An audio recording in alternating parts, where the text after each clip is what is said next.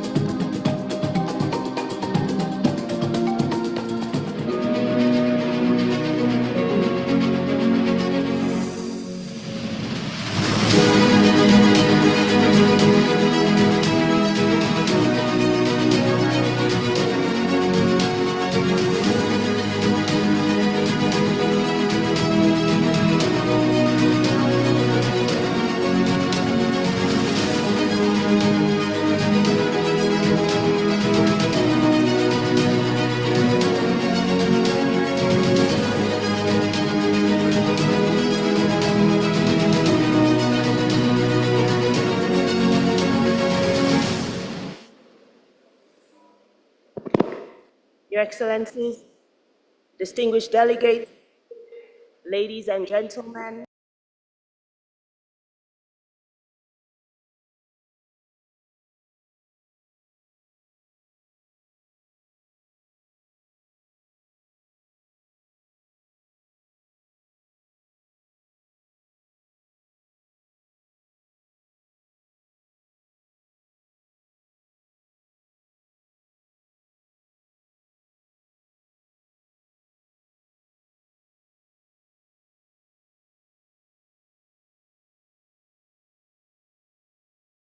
Nido, Benvindo, Marhaban. Aujourd'hui, nous avons un mélange de présentations, de discussions et également d'activités. Pour les activités, une visite de la salle Afrique sera proposée aux délégués intéressés après le déjeuner, de 14 h jusqu'à 6 h. Des protocoles les attendront à l'entrée de la salle de conférence pour les guider. Une visite d'Addis Ababa sera également proposée aux délégués intéressés. Plus d'informations suivront. The Knowledge Fair also continues today, and we invite delegates to kindly visit it on the lower level of the conference center. The evaluation for the Committee of Experts will be shared today. We kindly ask that you fill it out and provide your feedback. This will enable the Secretariat to improve the organization of future conferences. You can fill it out manually or by scanning the QR code that is shown in either Arabic, English, or French. Finally, we would like to remind delegates that there is a prayer room. It is located on the second floor of this conference center. I would now like to pass it over to the chair of the session, who will conduct the proceedings. Mr. Chair. Thank you. Bonjour. Je vous souhaite à nouveau la bienvenue et j'espère que vous avez tous passé une soirée reposante. J'invite le comité à passer maintenant au point 7 de l'ordre du jour, intitulé Date, lieu et thème de la 58e commission pour l'Afrique.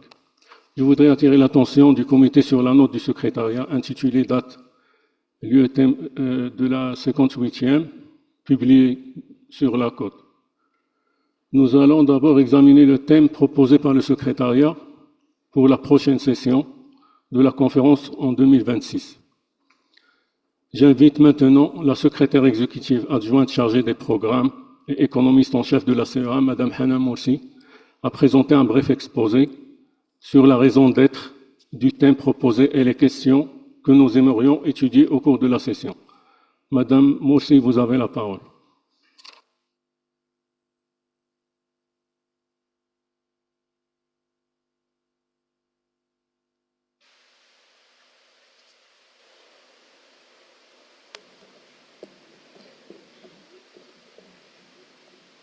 Good morning, distinguished delegates. I'll be presenting on the date, the venue, and theme of the upcoming Conference of Ministers. So the Secretariat is proposing that the next session, the 58th session of the Commission, be held in March of next year in Addis Ababa. And this is unless a member state proposes to host the Conference of Ministers while bearing any additional direct and indirect cost as a result of holding it in a different venue. In terms of the themes that are being proposed, there are 3 themes that are proposed for your consideration. The first one is about the future of work in Africa amid demographic, technological, and climate change. As you know, the continent is a young continent with median age of 19 years. We have currently youth representing around 35% of the working age population. And this is actually expected to increase to 50% by 2063.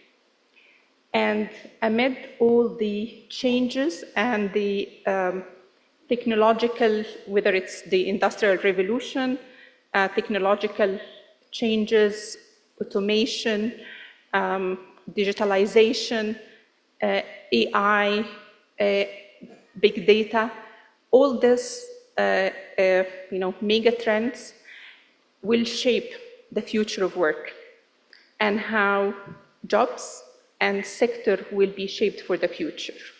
So given our youthful population and the rising share of the youth, there is a need to look into what type of policies, what do we need to do to actually equip the youth for the future of work in terms of education, skills, reskilling or retraining, and what type of policies are required in order to both benefit from the technological innovations and trends that are happening, but also we have a unique opportunity given how we are blessed with green minerals to actually not only be just keeping up with green transition, but to be leading the way in terms of green industries and the type of skills that are needed to do that. So this is the issues that would be suggested to be discussed under the theme.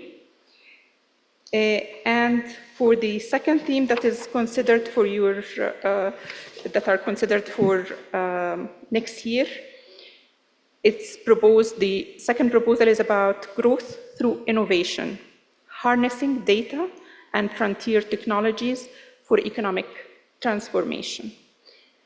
And here we know that the innovation and research and development in Africa, the figures have been low. We have not been doing as well as the continent can, and really fostering innovation will be a key driver for the future.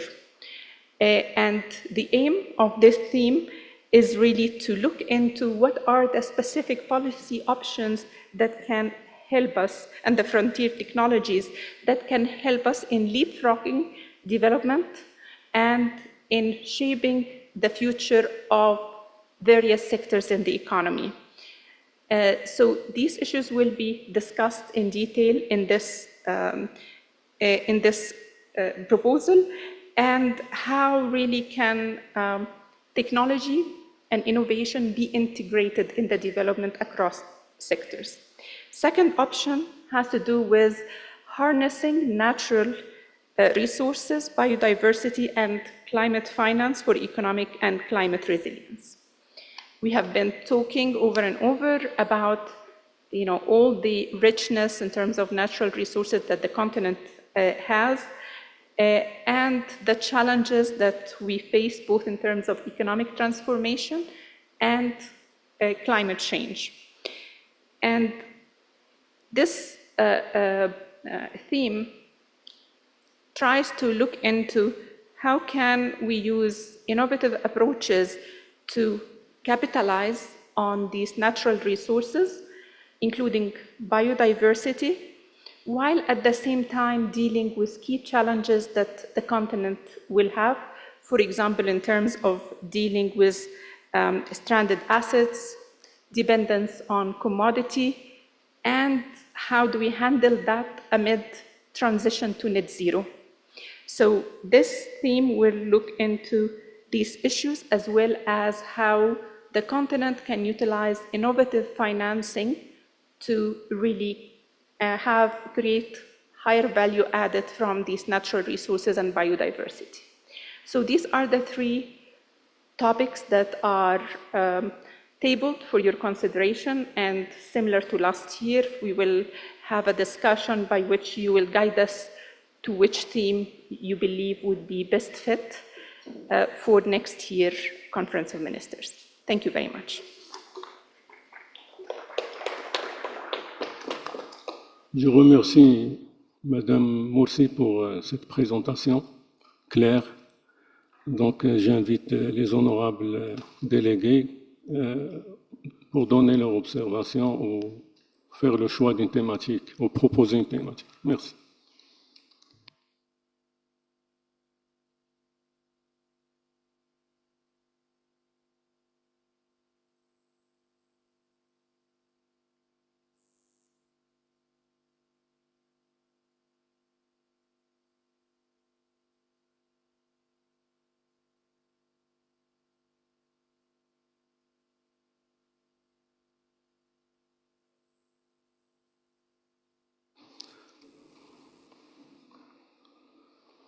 Distingué délégué de Mozambique, à vous la parole. Thank you, Chair. Chair, as we deliberate on the proposed themes for the 58th session, it's crucial to select a theme that reflects Africa's pressing challenges and opportunities, while aligning with the strategic policy choices needed for economic transformation and resilience in a rapidly changing global landscape.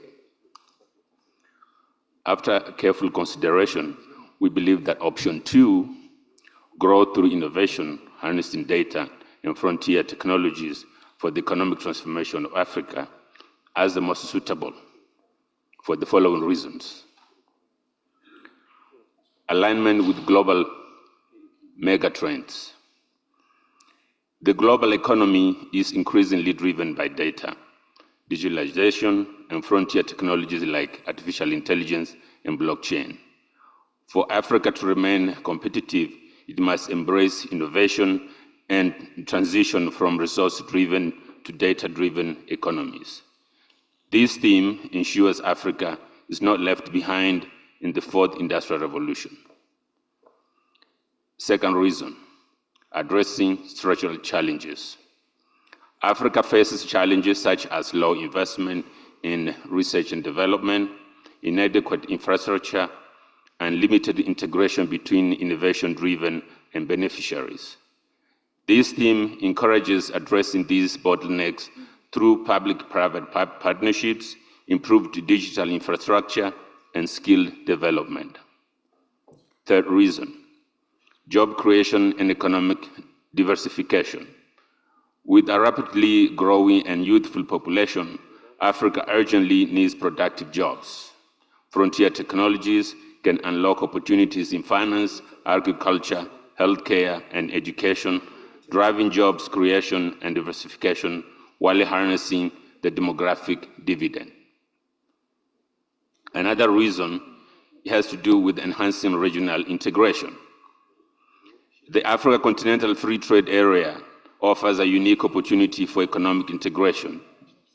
Data and frontier technologies can streamline cross-border trade, improve logistics, and enable seamless digital transactions, boosting Africa's global competitiveness. Building on previous themes, past themes have focused on industrialization and fiscal policy.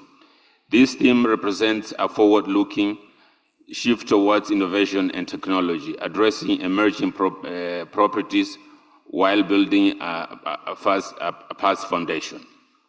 Mr. Chair, in a nutshell, we believe that option 2 offers a comprehensive and forward-looking framework for the 58th session. It addresses the urgent need for innovation, job creation, and economic diversification, while supporting regional integration and global competitiveness. By focusing on data and frontier technology, this theme provides a roadmap for Africa's sustainable economic transformation and resilience. Thank you, Chair.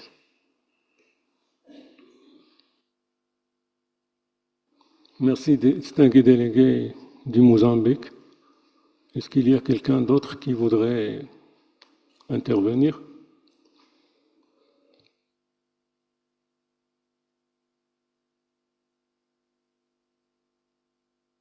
Donc, si j'ai bien compris, le distingué délégué du Mozambique avait choisi l'option 2, c'est-à-dire la croissance par l'innovation, exploiter les données et les technologies de pointe au service de la transformation économique de l'Afrique.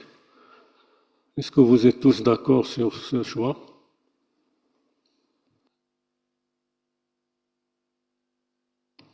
Je passe la parole au Royaume du Maroc. Distingué délégué, vous avez la parole.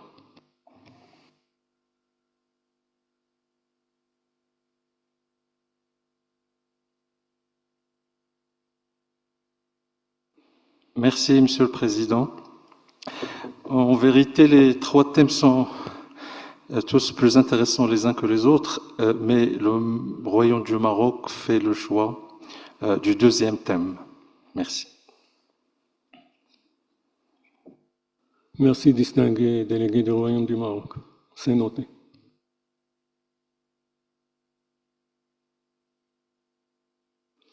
On passe la parole au Cameroun.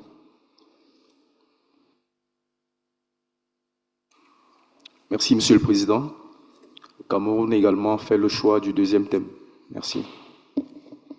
Merci, distingué délégué du Cameroun. Est-ce qu'il y a quelqu'un d'autre qui voudrait intervenir?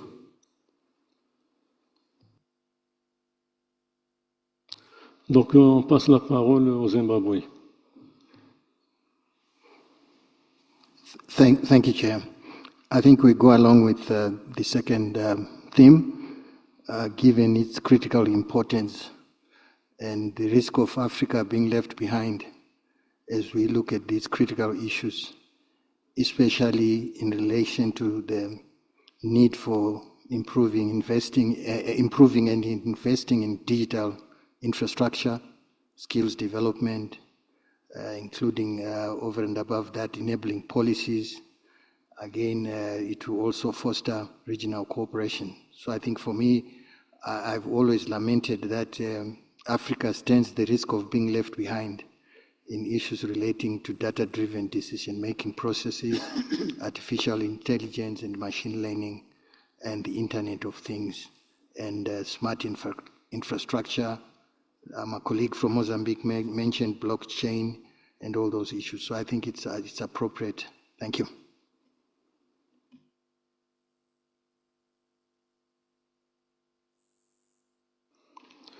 Merci, distingué délégué du Zimbabwe. Donc,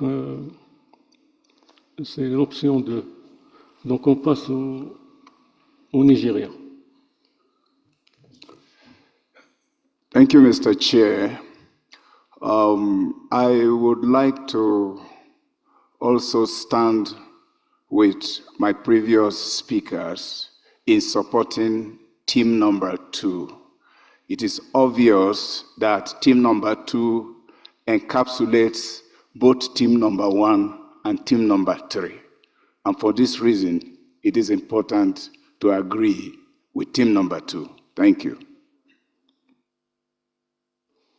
Merci, distingué délégué du Nigeria. Donc, je donnerai la parole au distingué délégué de l'Érythrée. À vous la parole. Thank you, Chairperson. Chairperson, we entirely agree with the previous colleagues in proposing option B on growth through innovation, harnessing data, and frontier technologies. But maybe if we can make a slight modification in that option, Chairperson, within the context of our previous team on harnessing the implementation of ACFTA, because we couldn't have meaningful ACFTA without local production. So maybe if we could modify option 2 into something which can focus on harnessing industrialization and value-added local production. Just because innovation and data of such kind of things could be within that team. So maybe if colleagues would agree with me, we could modify that growth through harnessing industrialization and the local value-added production for the economic transformation of Africa, if we could modify on that line, Chairperson. Thank you. Merci, distingué délégué de l'Érythrée. On a bien noté. Est-ce qu'il y a un autre État membre qui voudrait faire une proposition ou faire un choix?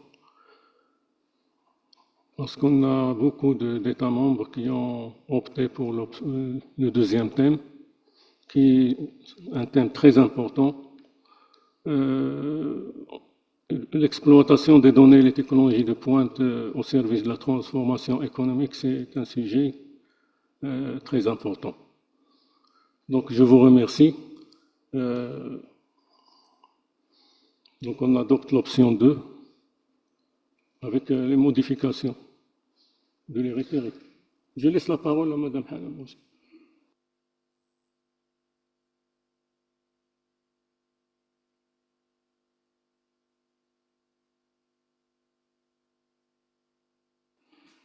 Thank you very much, Chair, and thanks for the distinguished delegates for their comments and guidance.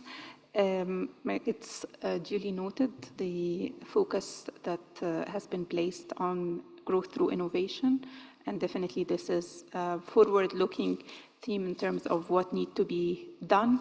If I may just suggest that for weaving in the issue of the industrialization and value added, similar to how we did it for this year's theme in terms of integrating issues of energy and food security and digitalization, we'll weave in this in the report and in the issues paper in terms of how does this interact with industrialization and moving up the value chain, which is definitely relevant. But I think the innovation part is even in a way larger in terms of how do we move forward, whether in terms of incentives, policies, infrastructure, skills, and how do we adapt it within sectors. But the whole point, of course, is to move up the value chain using these technologies, increase productivity, improve lives.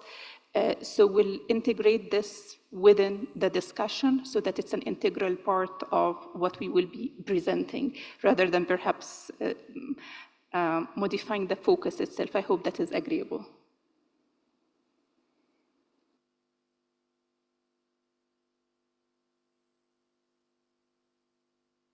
Merci, Madame Morsi. Donc, on opte pour l'option 2. Adjugé. Adopté.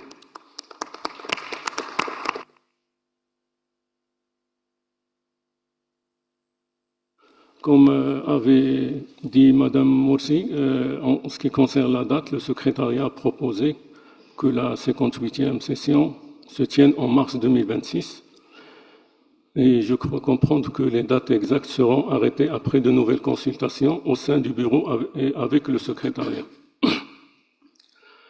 En ce qui concerne le lieu, et je répète ce qu'avait dit Madame Morsi, le secrétariat propose que, conformément à la pratique établie de longue date, que la 58e session de la Commission soit accueillie par un État membre de la Commission, étant entendu que cet État membre accepte de prendre à charge les coûts supplémentaires réels, directement et indirectement liés à la tenue de la session en dehors du siège de la Commission. Au cas où aucun État ne proposerait d'accueillir la session, la conférence des ministres africains et de la planification et du développement économique pourrait décider de tenir la session au siège de la CEA à Addis Ababa. Puis-je considérer que le comité souhaite faire des recommandations à la conférence, notamment en ce qui concerne la date et l'accueil de la 58e session? Est-ce qu'un pays veut accueillir la 58e session et prendre en charge les coûts supplémentaires de cet accueil? Merci.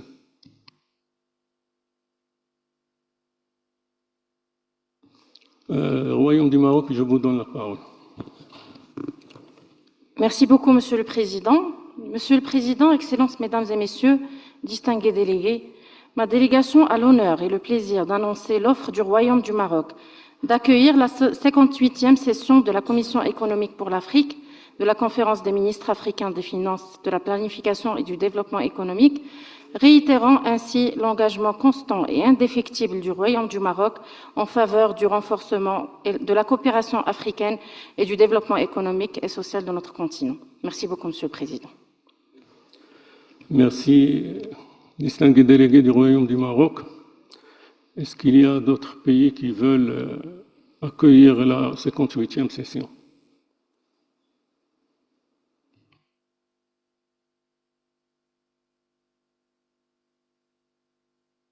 Je ne vois pas d'objection. Il en est ainsi décidé. Donc, le Royaume du Maroc va accueillir en 2026 la 58e session et les dates, la date précise sera convenue en consultation au sein du bureau et avec le secrétariat et le Royaume du Maroc. Merci.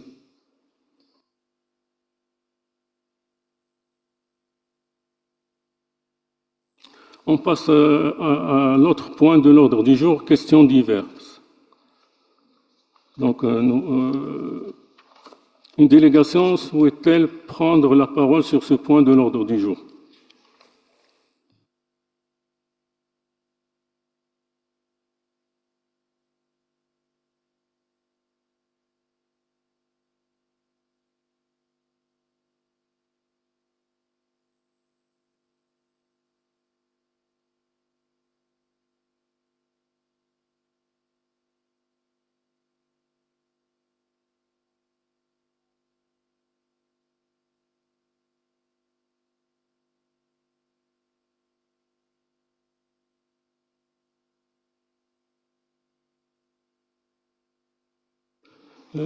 Je donne la parole au distingué délégué du Zimbabwe.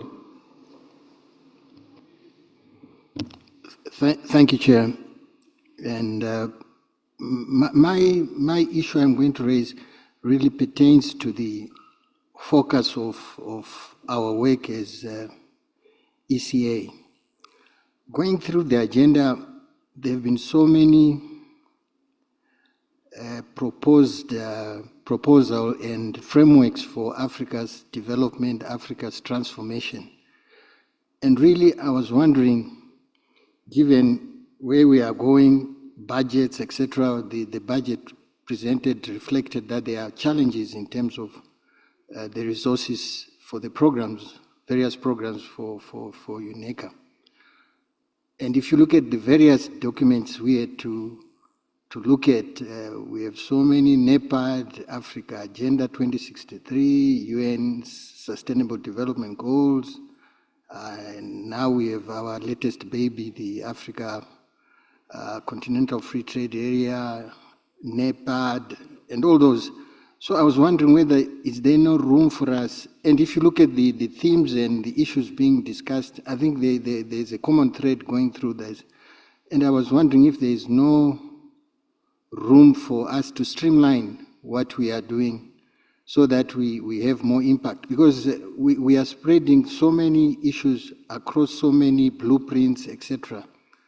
It's just an observation, Chair. Thank you.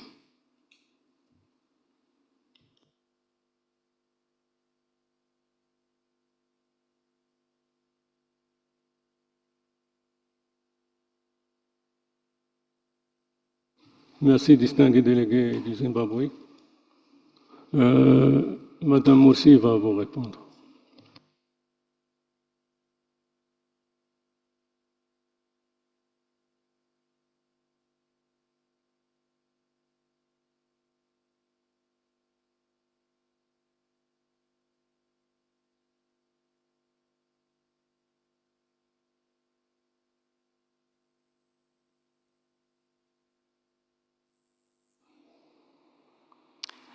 Thank you very much, Mr. Buvumba. I think the comment is well taken, and it's actually it's along the lines of what we are trying to do in terms of harmonizing and kind of focusing effort both to adapt to increasingly scarce resources, but also to make sure that our work is having deeper impact.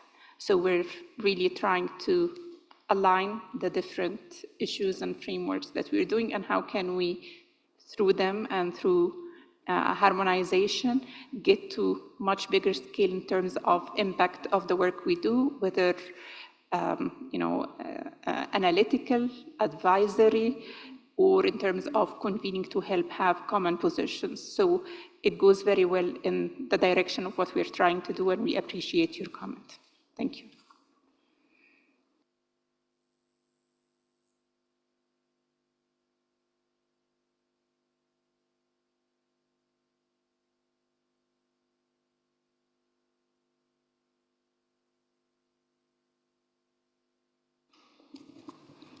Thank you. Just in line with what the Deputy Executive Secretary Hanan mentioned, I think, I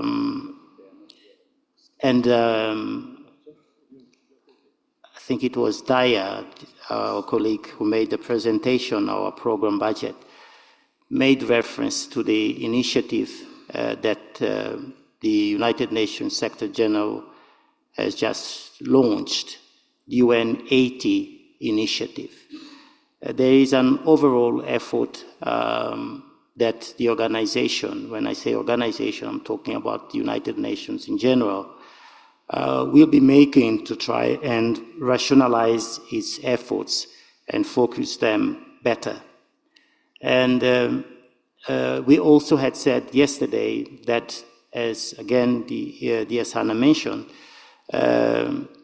ourselves, we are equally conscious of the need to focus our work more, and by exploring and exploiting the interlinkages between the different frameworks.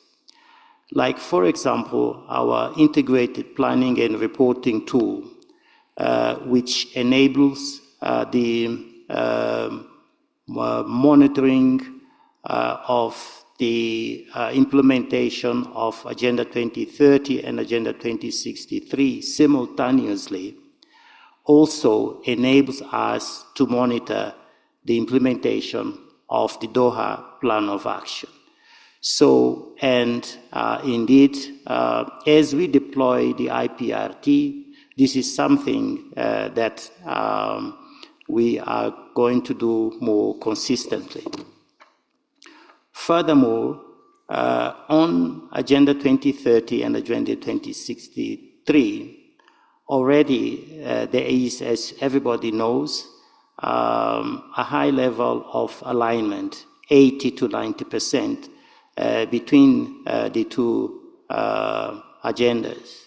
And as such, in implementing Agenda 2063, we are implementing Agenda 2030, and the reverse applies. The Division for Strategic Planning has undertaken an exercise indeed to try and identify those alignments. It goes even further than that, just a much more granular effort to try and understand what are the alignments between the SDGs and the 7 moonshots that the African Union have identified as the vehicles to accelerate the implementation of Agenda 2063. So that all of that effort again confirms the principle that the 2 agendas are aligned. So very, very valid point you've raised, distinguished delegate of Zimbabwe, which again, we will continue to try and identify opportunities to consolidate our work further and explore the linkages between everything that we do. Our Institute for Economic Development and Planning, EDEP, has launched, as Karima presented, this integrated capacity development program. Again, the effort there is to support, especially our ministries of economy and planning, with an integrated, holistic understanding of development planning, including foresight perspectives, so that we all look at planning not in a unidimensional way, but with scenarios, what if, including, of course, the impacts of climate change. So that's the overall effort that the organization is doing to provide you with an integrated support and understanding of issues. Thank you.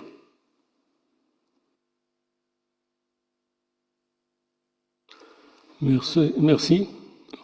Donc, on avait une présentation sur le financement du 2e plan décennal de mise en œuvre 2024-2023 de l'agenda 2063 qui devrait être présenté par le programme, dans le cadre du programme des infrastructures en Afrique. Le secrétariat m'a informé qu'ils n'ont pas reçu la présentation. Donc, on va pas faire ce point, on va le supprimer de l'ordre du jour. OK.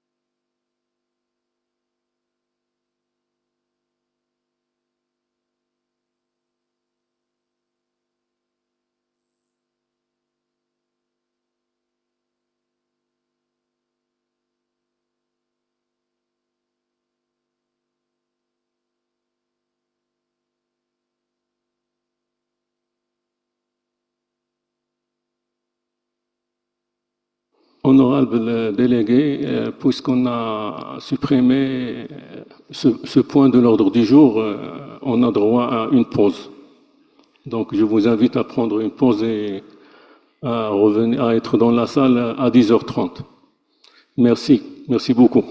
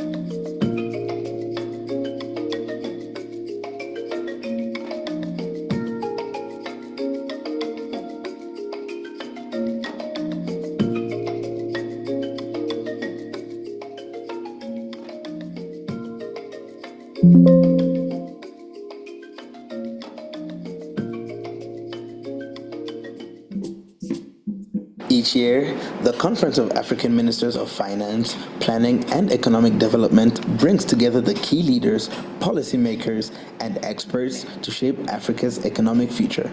In 2025, the focus is advancing the implementation of the agreement establishing the African Continental Free Trade Area, proposing transformative strategic actions. This is more than just trade. It is about transforming policies into action, strengthening economies, and creating opportunities across the continent.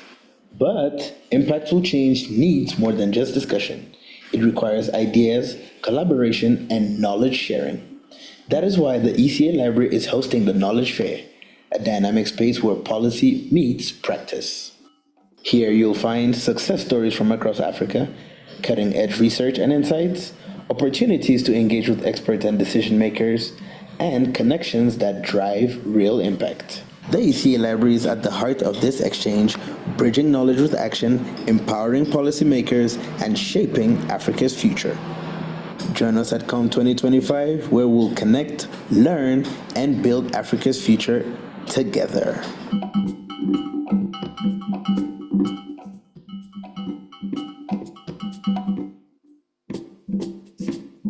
Each year, the Conference of African Ministers of Finance, Planning and Economic Development brings together the key leaders, policymakers, and experts to shape Africa's economic future.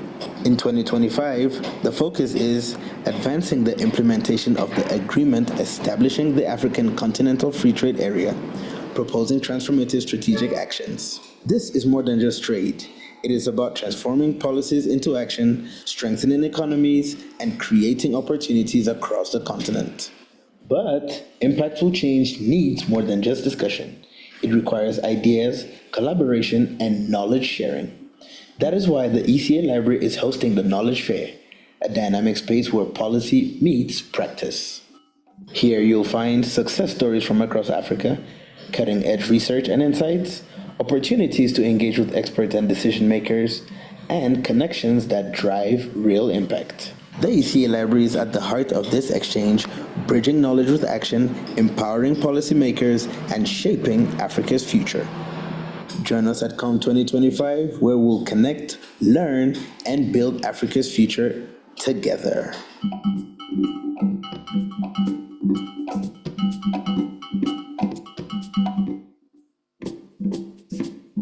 Each year, the Conference of African Ministers of Finance, Planning and Economic Development brings together the key leaders, policymakers, and experts to shape Africa's economic future. In 2025, the focus is advancing the implementation of the agreement establishing the African Continental Free Trade Area, proposing transformative strategic actions. This is more than just trade. It is about transforming policies into action, strengthening economies, and creating opportunities across the continent. But impactful change needs more than just discussion. It requires ideas, collaboration, and knowledge sharing. That is why the ECA Library is hosting the Knowledge Fair, a dynamic space where policy meets practice. Here you'll find success stories from across Africa, cutting-edge research and insights, opportunities to engage with experts and decision makers, and connections that drive real impact. The ECA Library is at the heart of this exchange, bridging knowledge with action, empowering policymakers, and shaping Africa's future.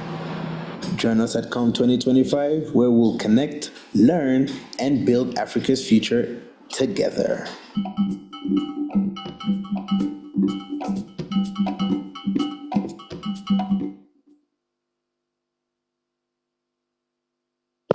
Distinguished delegates, ladies and gentlemen, we hope you enjoyed the brief video about the Knowledge Fair and some of the work we do here at ECA. We would now kindly like to invite you to take a coffee break downstairs at the lower level and also to view the Knowledge Fair while you are there. So coffee break is available for those who would like to partake of it, or just stretch and have a health break, and at the same time kindly do see the Knowledge Fair downstairs on the lower level. And we're coming back at 10:30 for the next session. Merci beaucoup.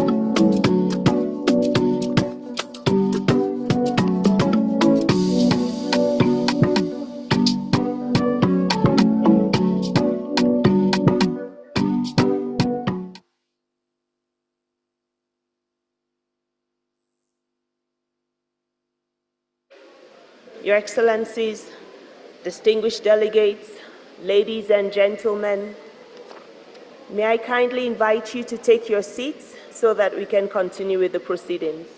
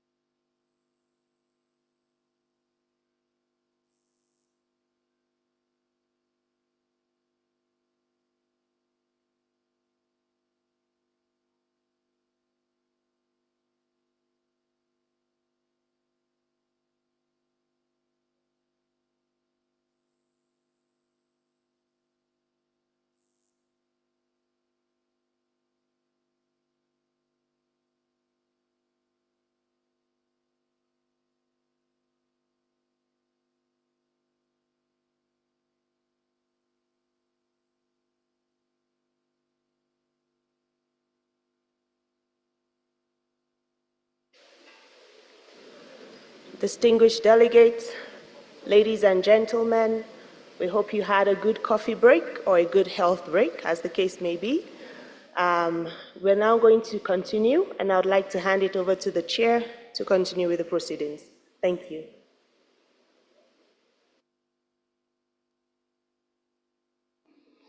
Honorables délégués, nous allons maintenant passer à un autre segment important de notre réunion, au cours duquel le secrétaire exécutif de la CEA fera une brève déclaration et dans le cadre d'un débat interactif avec les participants, répondra aux questions ou aux observations sur les activités de la Commission au cours de l'année écoulée. J'invite maintenant le secrétaire exécutif de la CEA, Monsieur Claver Gadete, à faire une brève déclaration.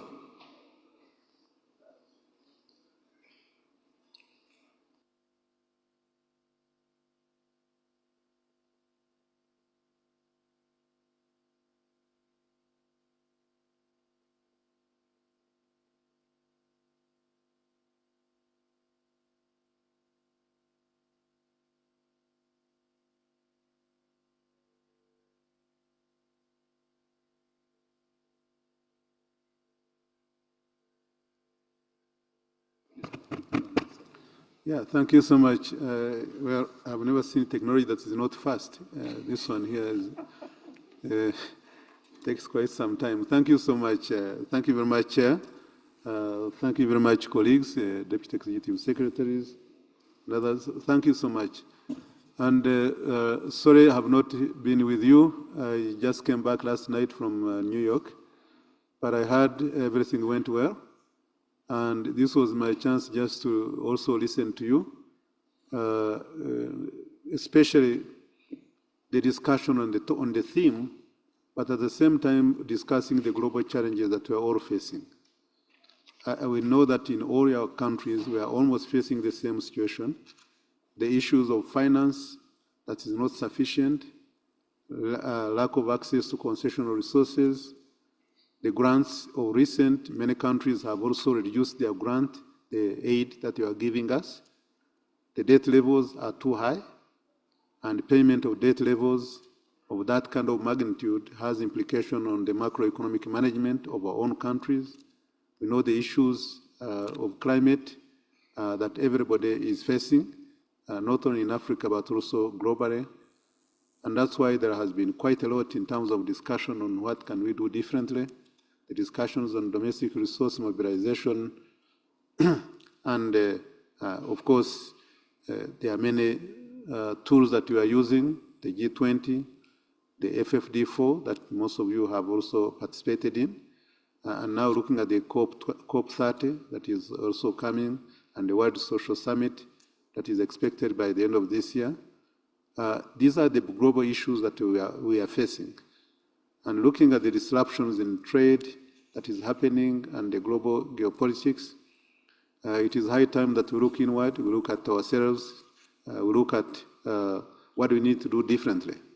And our blueprint, which is the CFTA, the Africa Continental Free Trade Area, is really something that is very critical for Africa if we can focus on that, which brings in together all African countries together in terms of trade, and the intra-Africa trade, but also trade with the rest of the world, where we need to build infrastructure, all the road, transport infrastructure, the energy infrastructure, the technology that we need, the industries that we need to make sure that we can add value to our products and make it competitive, but also to standardize to make sure that products which are produced in Africa, they meet the international standards.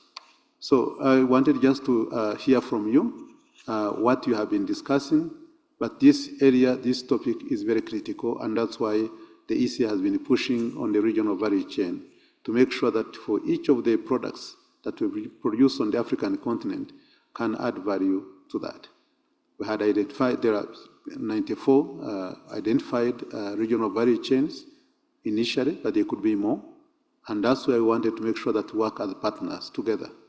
There is the ECA, but there is also the African Union itself, Commission, and all the agencies, plus other partners in the financial world, the Africa Development Bank, the Afrexim Bank, We have all the financial development institutions that we have on the continent, and we have other partners also from outside, including the World Bank and the IMF, who are also partners. We want to make sure that this time maybe the implementation is done differently. It's not only the government investing to implement the CFTA, but we want to see clearly the role of the private sector and what is preventing the private sector from investing in Africa. Then we can address it. If it is risking, then let's de-risk. If it is resources, let's look for the resources. But let's go into the implementation together. And I think we can do it from the experience that we have seen, and that's why partnership becomes very critical. So we want to hear from your own experiences and from the discussion that you've had here so that we can have a conversation. I think that's what I can say for now, but let's have an interactive discussion to hear from you as member countries, because at the end of the day, every country is affected by what is going on. Thank you so much.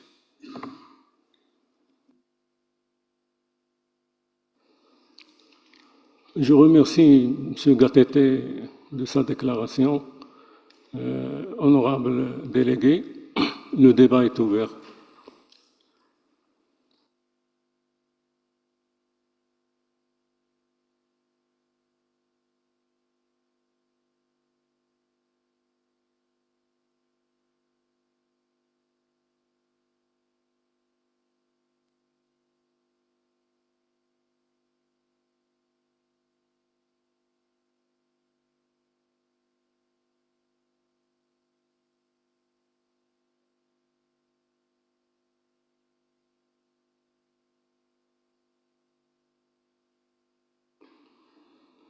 Yes, I wanted maybe before anybody else, if you can start with the outgoing chair.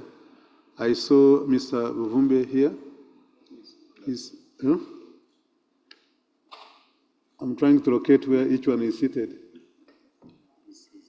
Mr. Buvumbe, I know you always have something to say.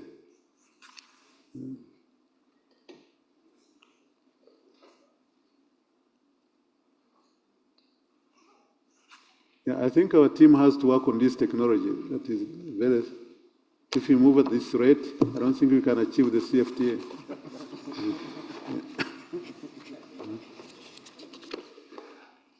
Well, thank you, Executive Secretary, for your opening remarks, which we note, and we have had quite some good discussions on this critical issue of the Africa Continental Free Trade Area. And I think the critical issues coming out going forward, I think we are on our own as Africa. We need to move forward and own this agenda. So in terms of what my observation looks like, I think there are institutional issues we have to address for us to move forward this very, very important agenda. Again, I strongly feel that at times Africa, our commitment to what we come up with really is an issue where we come up with such game changers, but the commitment from member states really becomes a critical issue.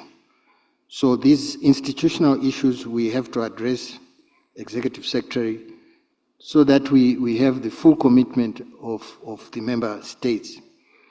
Because without that, I think we will be going round in circles. So that, to me, that's going to be fundamental.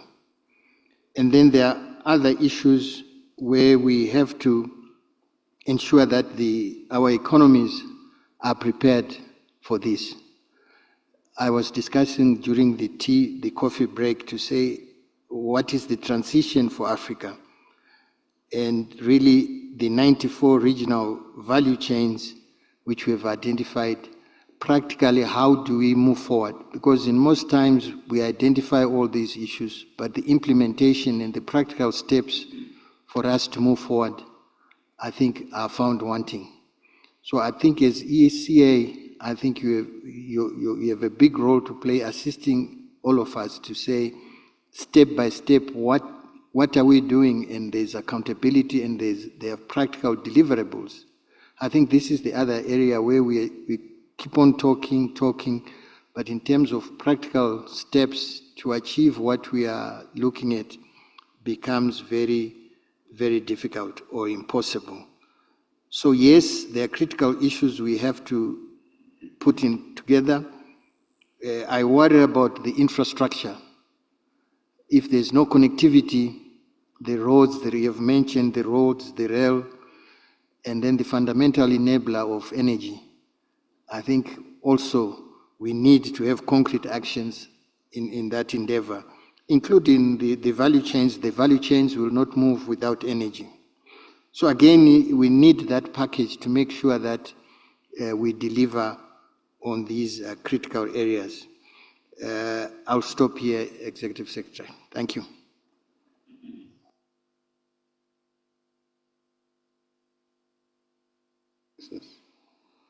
Thank you so much. Thank you very much, Lumbe. There is someone else? Yes. Yes. Was it Morocco? Yes, please go ahead, Morocco.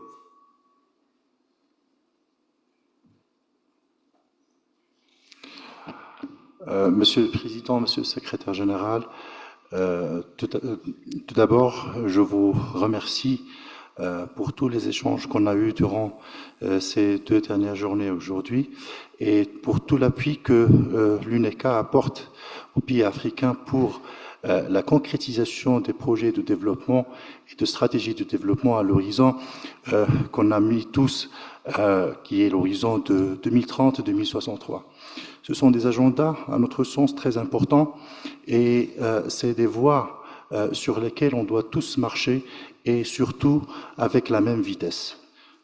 Aujourd'hui, nous observons que le développement dans les pays africains est un développement contrasté, à double vitesse. Et nous pensons que monter des clubs de développement est très important et l'UNECA, sous son égide, on peut achever un certain niveau de développement très important en améliorant notre connaissance à travers le savoir partagé. Et je pense que cet environnement de l'UNECA est l'environnement le plus adapté, l'environnement le plus propice pour qu'on puisse développer le learning by from each other. Donc, je pense que les moyens de coopération sont à développer et on doit investir dans des plateformes de coordination et de coopération. Je pense notamment, hier on avait discuté des plateformes et des données harmonisées et granulaires sur nos pays, surtout quand on parle de l'intégration économique qui est la thématique d'aujourd'hui et la thématique de la prochaine séance, la prochaine conférence. Et donc, penser à développer des plateformes, des bases de données cohérentes de nos pays africains, soit sur les échanges extérieurs et les indicateurs économiques, ainsi que fournir plus de données pour informer le développement en termes de ODD ou en termes d'agenda 2063 est très important. Hier, dans une présentation, on avait rapporté que les pays africains font de bons travail sur 10 indicateurs sur 144. Ma question, est-ce que ces 144 sont tous renseignés, ces 144 indicateurs sont tous renseignés par les pays membres? Combien on renseigne d'indicateurs sur les ODD et sur l'agenda 2063 par rapport au nombre total d'indicateurs? Est-ce que c'est la même chose pour l'ensemble des pays où on a des retards dans certains pays et des avancées dans d'autres? Et donc, c'est à partir de l'identification de ces gaps en termes de développement, bien évidemment, et en termes de données pour informer les décideurs politiques sur les priorités ainsi que sur les décisions qu'on doit faire pour assurer le développement est très important à mon sens, et l'UNECA doit agir sur ces dimensions, surtout que, comme j'avais dit, la thématique de l'année prochaine, c'est les données, la technologie et le climat. Merci, Monsieur le Président, merci, Monsieur le Secrétaire général.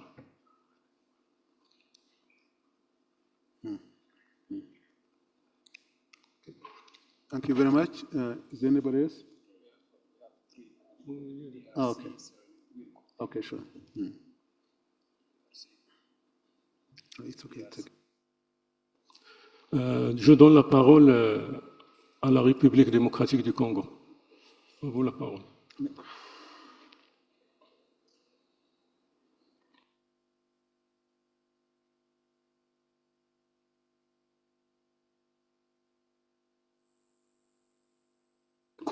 Voilà.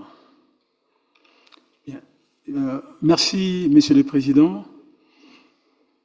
Merci, Monsieur le Secrétaire exécutif de la CA, pour ces mots que vous venez de prononcer et qui sont d'une très grande profondeur. J'ai suivi tout à l'heure quand vous avez pris la parole, vous avez parlé des 94 chaînes de valeurs déjà identifiées par la CIA, lesquelles devront en principe contribuer à l'essor de nos différents pays, évidemment en levant les différents obstacles qui se dressent encore dans la construction aussi bien du grand marché africain que des grands défis auxquels l'Afrique est confrontée. Mais à voir de près, pour la levée de ces différents défis, il faut qu'il y ait une mobilisation des ressources. Or, il s'est fait que, aussi comme défi avons-nous, c'est justement la mobilisation de ces ressources, les financements de nos différents projets. Donc, c'est-à-dire que nous sommes en face d'un vrai problème.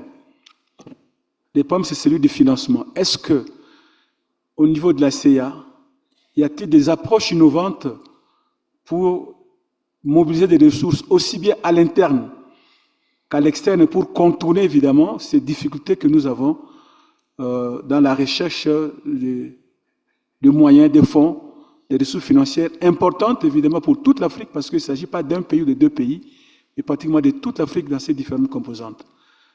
Voilà ma préoccupation. Merci. Merci, distingué délégué de la République démocratique du Congo. Je donne à présent la parole aux représentants de Sierra Leone. À vous la parole. Mr. Chairman, Mr. Executive Secretary, I want to thank you very much for this opportunity. And I also especially want to thank the Executive Secretary for his statement. I particularly appreciate the fact that he said we should do things differently. And I pick on that strongly because it's true that as Africans, we should take our destiny into our own hands by doing things differently. And for me, doing things differently means we should position ourselves to do things differently. Making sure that we sit at the forefront of global agenda. Gratified that the absence of the chairman this past couple of days in our meetings was as a result of this commitment to make sure that Africa sits at the forefront of global agenda. So I thank the chairman and the commission for that. And also, we should set our own agenda and not be reactive to what others are doing. I think we must begin to think as Africans to set our own agenda. Look at our context, our constraints, and the opportunities that we have. We set our agenda to do things differently, things that suit us best and that can drive our development agenda forward, especially the 2063 agenda. And also, we should take leadership to have deliberate and honest conversation about what we want and where we want to be. I believe the ECA must be able to take this leadership and have deliberate conversations with institutions like the African Development Bank, the AU, and also other players that are working in the region on these matters to make sure that we don't just react to what is happening elsewhere, but we position ourselves and we take deliberate actions to define our own destiny in line with what we want as Africans, in line with our constraints, but also the opportunities that we have.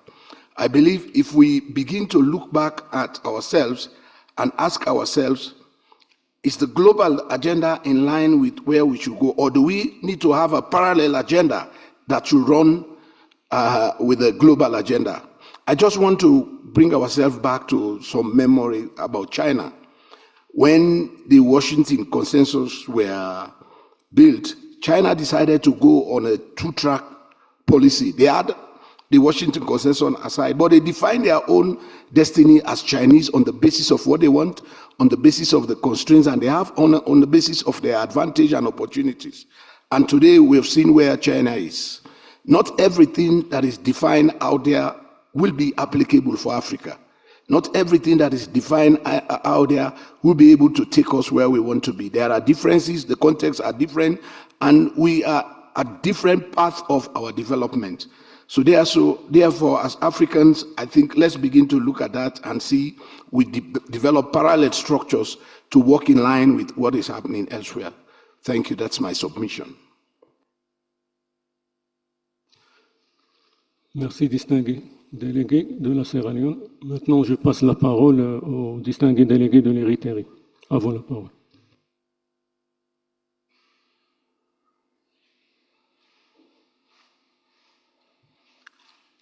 Thank you, Chairperson, and thank you, Your Excellency. We really feel that readiness to listen and understand the necessities and the needs of member states is the core and the base of course, leadership, a leadership who want to take things differently. And we really have seen practically what you have doing in many member states since you have arrived in a very short period of time, including in Eritrea, which is very, we appreciate and thank Your Excellency Chairperson, Executive Secretary. Thus, I think that is the core, actually, understanding the context of a specific context of member states and making also necessary understanding in terms of their prioritization, because most of the time, Chairperson, also what some of our distinguished colleagues have mentioned is they have mentioned issues of connectivity, because it would connectivity, physical connectivity, for instance, it could contribute in also other issues. Most of the time we go to either Europe or other countries just to go to our sisterly neighbors in African countries, just to go to Ouagadougou, just sometimes we go to Germany or other parts.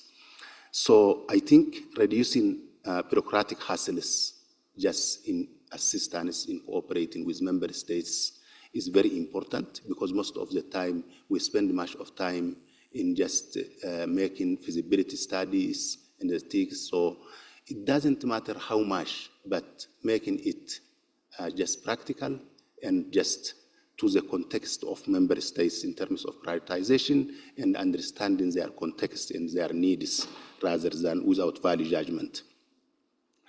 That is, I think, the overall point is how we can make fit to the purpose of member states, regardless of the amount or size of the assistance. That's the point. Thank you, Chairperson, and thank you, Your Excellency.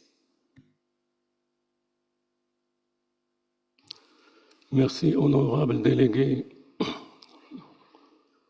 de l'Érythrée. Maintenant, je donne la parole au distingué délégué du Soudan du Sud. Thank you, Chair, and thank you, Secretary General, for the statement that you have given.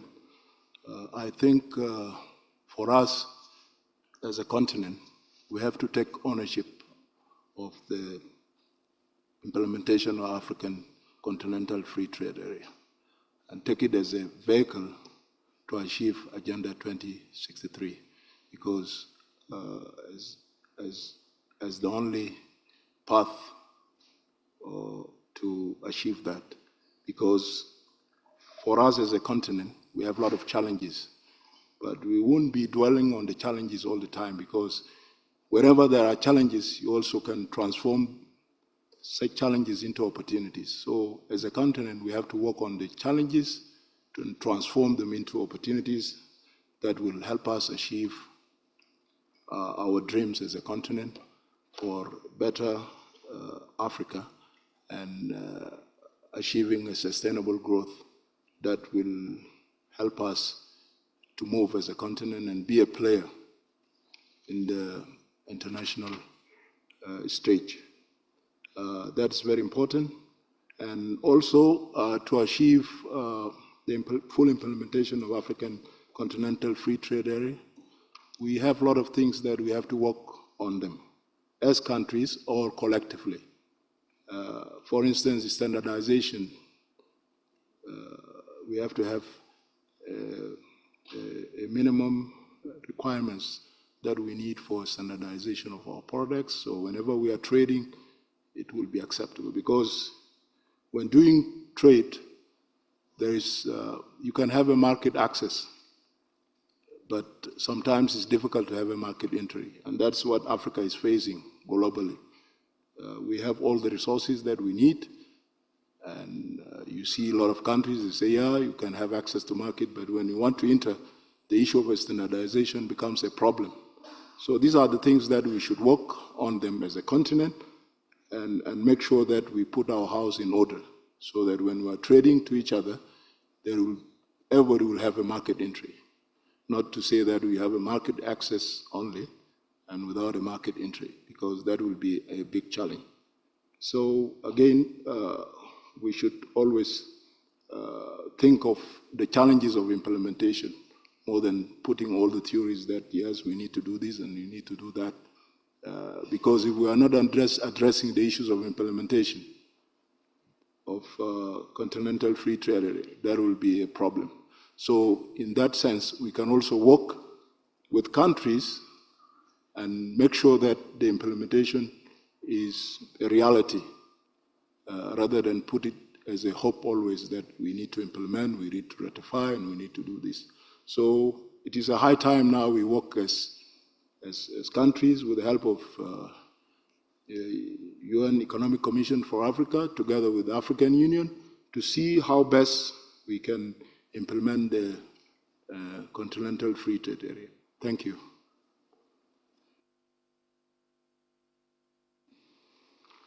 Merci, distingué délégué du Soudan du Sud. Maintenant, je donne la parole au Cameroun. Merci, Monsieur le Président, pour la parole donnée. Merci, Monsieur le Secrétaire exécutif, pour l'honneur que vous faites au segment des experts, pouvoir échanger avec nous. Monsieur le Président, nous relevons plus de 60 ans d'expérience, d'appui, de contribution de la Commission économique des Nations Unies pour l'Afrique dans la transformation structurelle des économies, dans l'industrialisation, dans l'import-substitution. Bien évidemment, au moment où les pays africains s'apprêtaient à accéder à l'indépendance, la question se posait, quel sera le profil économique, comment est-ce qu'on peut donner un profil, paramétrer ces économies de telle manière qu'elles soient prospères. Et nous avons parcouru des contributions pertinentes, des études qui ont été faites dans ce domaine par la CEA. Mais le constat, évidemment, qui se dégage, c'est que toute cette expérience capitalisée, toutes ces études, tous ces schémas, toutes ces propositions n'ont pas réellement contribué à industrialiser à l'Afrique, ce qui fait qu'aujourd'hui, les économies sont dans l'état dans lequel nous connaissons. Alors, puisque Monsieur le Secrétaire exécutif a parlé d'une approche qui devrait être différente, notre proposition est que l'approche, bien évidemment, soit désormais intégrée.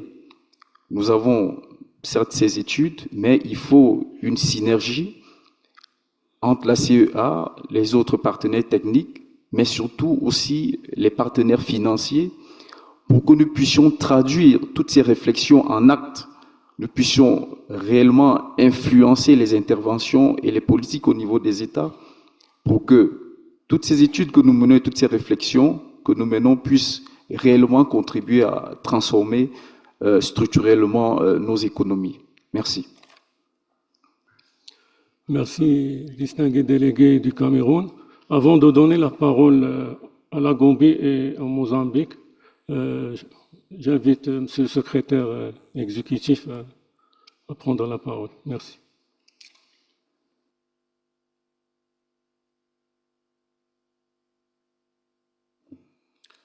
Yeah, thank you very much, Chair. Maybe before I start, I just wanted just to give a background so that we understand the urgency that our colleagues are mentioning, that we need to really implement our common market. You know, one has to go back and understand how it all came about, and as we go to these several meetings that we mentioned at the global level, we also have to go back to where we started. Because when the United Nations was established in 1945, they had to bring together the whole financial architecture that would work for everybody, and how we are all interdependent on each other. And at that point, most of our countries were not there because they are not independent. They never gave any kind of inputs into the new architecture, where they established the United Nations in New York, Britain institutions in Washington, and other UN agencies across in Europe, in Africa, and elsewhere. Now, when it came to this, the World Bank, the IMF, and others were supposed to help us in terms of development. There was also the aid that was system that was put in place, saying that some of the developing countries, like ours, if they have problems, they would just be assisted by aid. And then they will also have the support of the loans, concessional. That's why the IDA was put in place to assist some of our poor countries. And then the way it worked, we realized that the aid, as you all know in your own countries, it's actually conditional. There are certain conditions that come with it. I have been a finance minister myself, and I had to go through that. In terms of the conditions, it's not just free money. It may look as grant, but it's not free money. And because we are getting those resources that we are getting from grant in terms of aid, but also the loans, somehow we didn't do much in terms of uplifting ourselves. The aid is supposed to be helping you to graduate and be on your own. And that means investing heavily into actually your domestic resources to generate your own income, build your own taxation system that increases, and continuously then you can win off the aid. Also to help you to build your own capital market, because there's no country anywhere that can be able to grow without a capital market, so that there are resources for the private sector. And then you start also doing the rating, because you don't necessarily have to borrow from these international financial institutions. You can also borrow from private sector, and especially through the capital market. But to do that, you need a credit rating that is credible, that can be able to assist you. Right now, that's why we're saying, even in previous meetings, that is unacceptable that from that time to now, on the whole African continent, you only have 2 investment-grade countries. South Africa, which was the third one, has gone back, and it is not acceptable.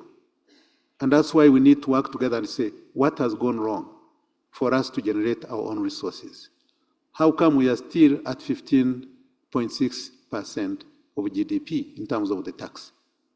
This is too low. Some of our countries are below 10%. 10% of GDP. This is not acceptable by any standards. For you to be actually competitive, you have to be at 25% of GDP at the very minimum. That's when you can sustain your own development.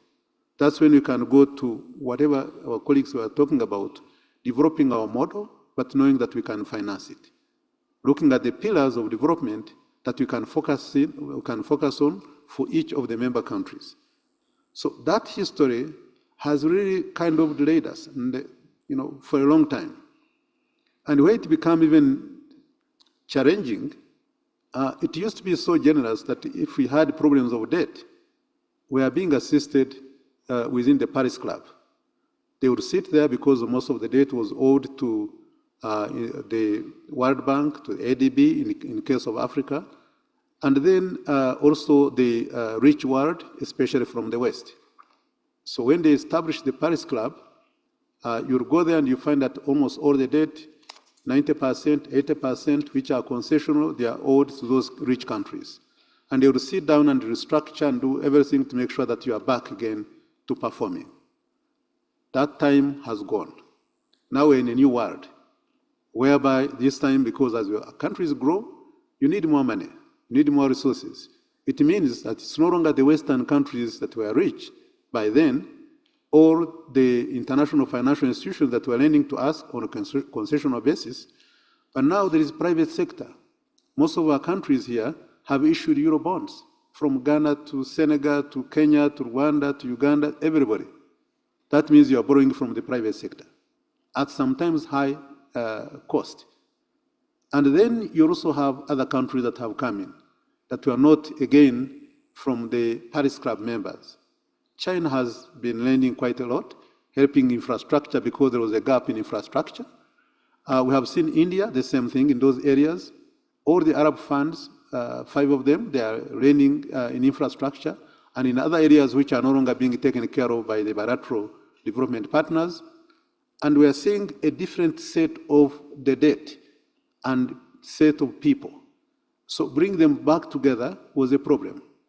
And that's why the debt issue became quite serious. It's over 1 trillion, but now how do you bring all these people together in the current atmosphere that you all know, that have been following up, that is highly political because of what has been going on? It has become a challenge. And even the G20, which put together the common framework, it has a lot of gaps, which I think we have the ministers, the finance ministers have indicated, which ECA has led really in terms of negotiating, saying there's a gap. There are few things that needs to be done. You cannot start negotiations and then keep paying interest. You cannot have this debt relief and ignore the middle income countries, who also need the debt relief because they are trapped, they can't go. They become middle income countries, but they are in a trap and they cannot really grow. And you ignore them, then what happens? Because at the end of the day, we're all interdependent. So now, because of that, there was now the International Conference on Financing for Development, which saw that actually something needs to change. It started with in Mexico, in Monterrey, in 2002. That's when they sat down and they say, well, what has been going on, what was put together after the Second World War has changed completely. So we need to challenge what they called the Washington Consensus and come up with a new formula that works for everybody because countries are growing. And that's why they started having that meeting in 2002. They had another one in Qatar in 2008, and the one here in Addis Ababa in 2015, which we also, now we are working on the 4th one to say what should be different. How do we do things differently in such a way that can serve our member countries? How do we reform not only the working, but also the institutions, as Mr. Buvumbe mentioned, the institutional arrangements? Because we are not there, the shareholding of IMF for the entire continent is equivalent to that of Germany. Do you think that is fair? It cannot be fair. Something needs to change. And there are many other workings that are not right for us. That's why we need to debate what needs to change, but at the same time, we need to look inward. And this kind of change was also really put in our common agenda. There is what we call our common agenda by the Secretary General. It's a document that is indicating the future reforms. And one of the future reforms was the Pact of the Future that was passed last year, that included the reform of the global financial architecture. And the Secretary General explained it clearly, and that's why the pact was adopted. Now we are into the implementation part of that pact. Now, looking at us on the African continent, whether we are looking for resources on climate, on other concessional resources, they are not coming. And that's why recently, because of what is happening in our own global situation, especially the global conflicts, now we are seeing each country one by one reducing the aid. From the US to UK to Netherlands, you can mention them. The aid is declining. And I think we as Africans, we may as well forget about it and focus on trade and investment. And that's why this becomes crucial.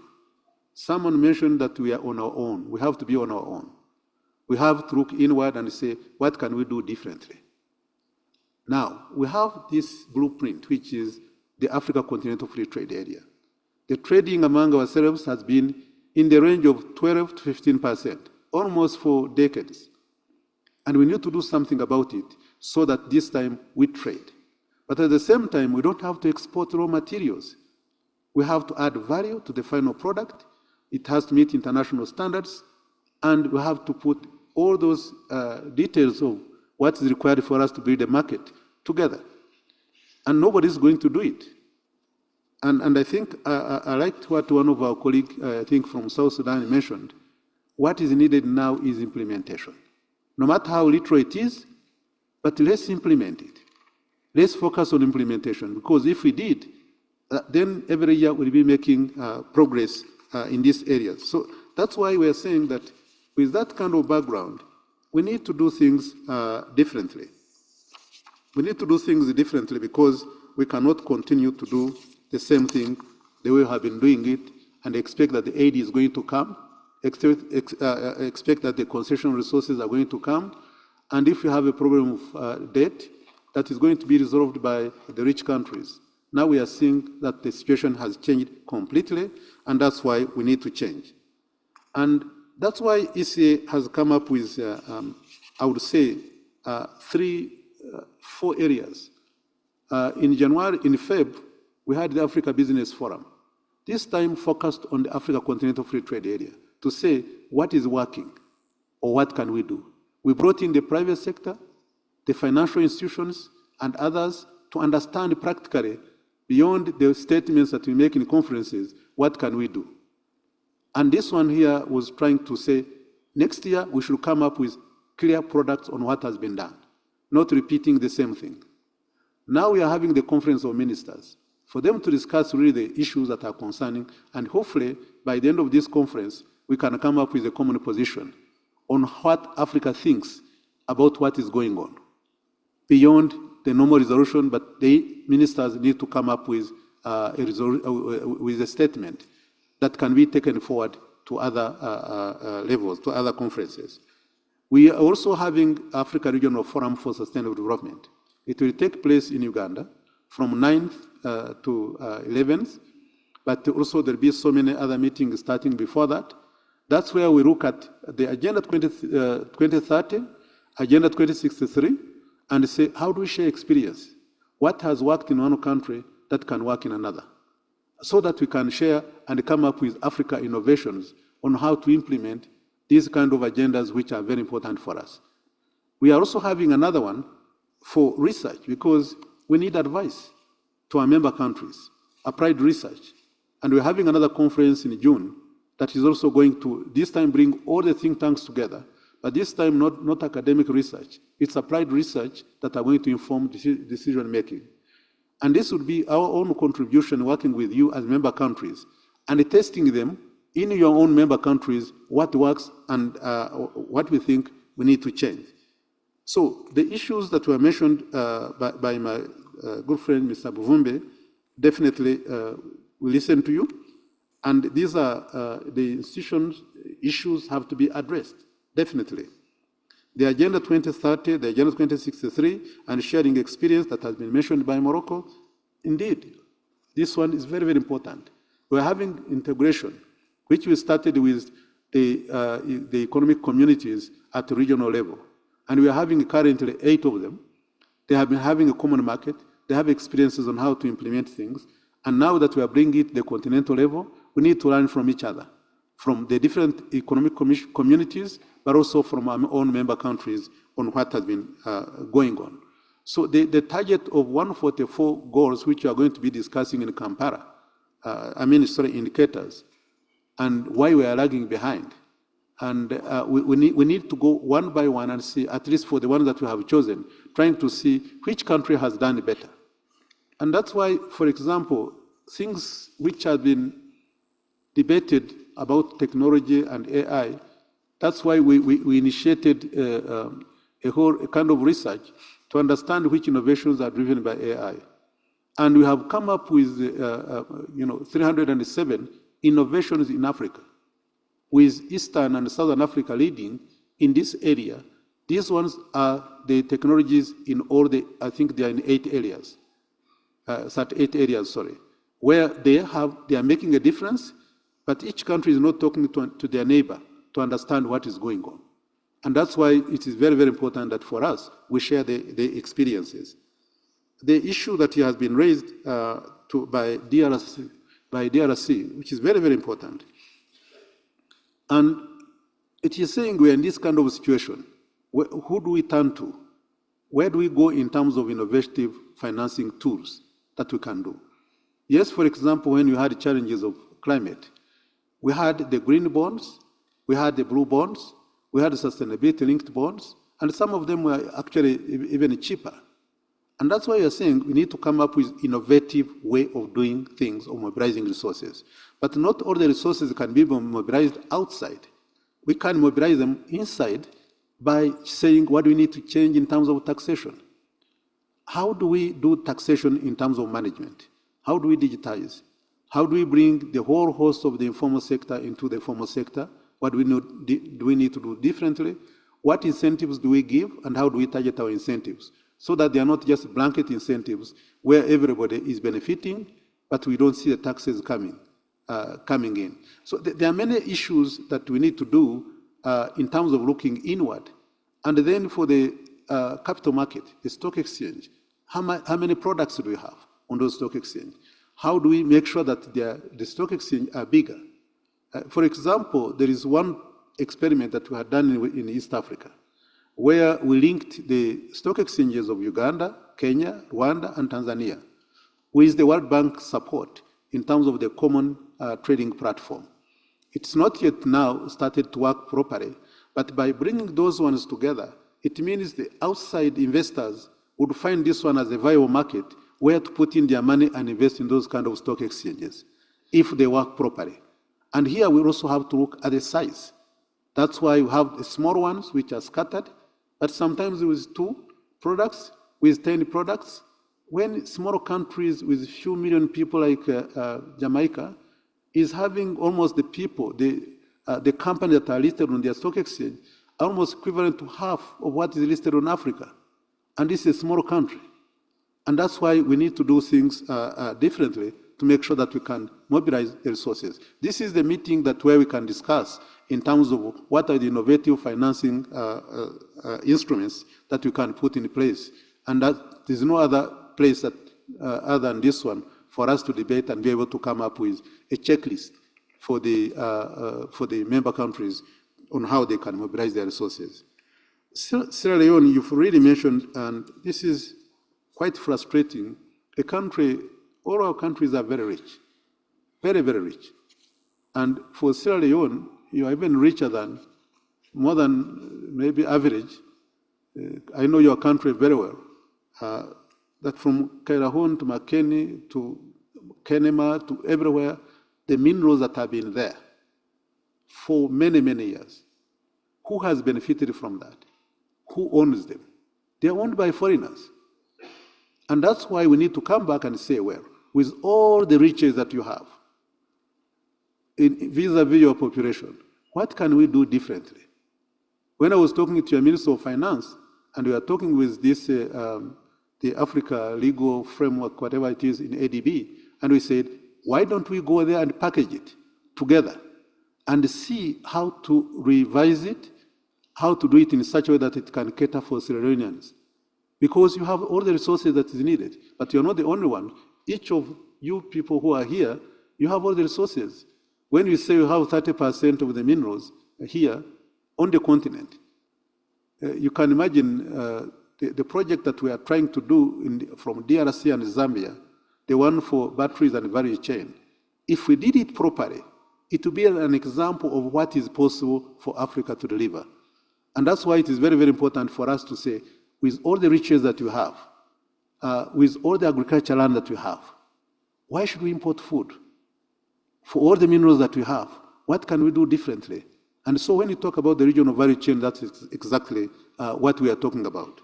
So that's why we are saying that we need to make sure that we understand that these are our own resources, but what do we need to do to make sure that they work for us, they work for everybody?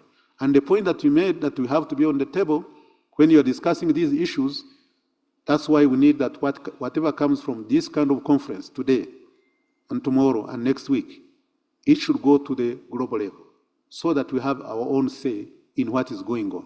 If you are not there, then you should not complain afterwards. And that's why we need to be at that table in those kind of conferences. That's why ECA is supporting the African Union here as a knowledge partner for the G20. That's why we have been now supporting South Africa for the G20 to make sure that we can raise our voice, to make sure that we can also add inputs into that. We are almost in every forum, including now in April when you go to Washington, D.C., and be able now to talk to the Britain institutions and others to raise our voice, to explain what is, to amplify the African voice. That one is very, very important because if you're not in the room, I think you don't count. What our colleague from Eritrea, doing a few things that matter, and Eritrea, we've been working together on several fronts, especially on statistics, on energy. But what we saw in Eritrea that is very, very important, that will be a very good experience for you as member countries, that even ourselves we didn't know. When we visited, we found they have more than 800 dams for irrigation, more than 800 dams. Within the current climate change, you cannot do agriculture without really having irrigation. But this time they have more than 800 dams. And each dam, there is a solar panel, there is a solar that is helping to pump the water for irrigation. If Eritrea has done it with their own engineers from Asmara University that were trained there, and they have done it and they have succeeded, why can't we just replicate that to other countries? It's very, very important. And also whatever, for example, the rice here in this country, the wheat, if you see how much they have done in Ethiopia, then you'd wonder, why can't other countries do the same? They are doing the same, they're also doing irrigation. And now they are the major exporter for this. If you see what they are doing for cut flowers, it's the same thing. If you see what they are doing for leather value chain or the beef value chain in Botswana, it's just incredible. If they have succeeded, why can't other countries do the same? So when you talk about cocoa in Ghana and Ivory Coast, and really it's very, very unfortunate that someone else is claiming that we are the ones doing the chocolate, when actually the cocoa comes from Ghana and Ivory Coast, majority of them. What is needed for us to be able to do to change this? And this is possible. So I really, what Cameroon mentioned, what South Sudan mentioned, definitely we agree with you. But I think what matters is what South Sudan mentioned. For whatever we believe in that can work, for what we know, why don't we implement? Why don't we just implement rather than talking about it? Sometimes when you repeat yourself, you wonder whether repeating yourself is really implementing something. But I think what is lacking is for us to be able to do at least what we know. Because at the end of the day, we are now on our own. Whether you believe it today or tomorrow, we are on our own. We need to do things differently. Let me stop here and maybe listen to other colleagues. Thank you so much.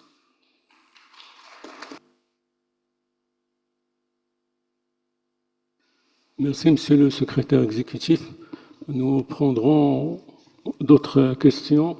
Je donne la parole au distingué délégué de la Gambie. À vous la parole. Thank you very much, Mr. Chair, for the opportunity. Thank you very much for your presence, Executive Secretary.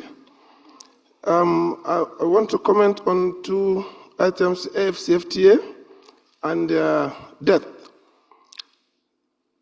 On the area of AFCFTA, I know for the past 3 days we deliberated on a number of important areas, and then there are real deliberation on the issue of infrastructure, roads, infrastructure, and also the air.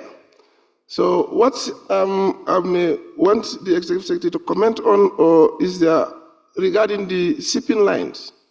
So I know what efforts has been in those areas also to, complement the areas of road and air. So this we found to be very important because we have waterways. Perhaps we may not need to reconstruct that, but to have shipping lines that could also facilitate movement.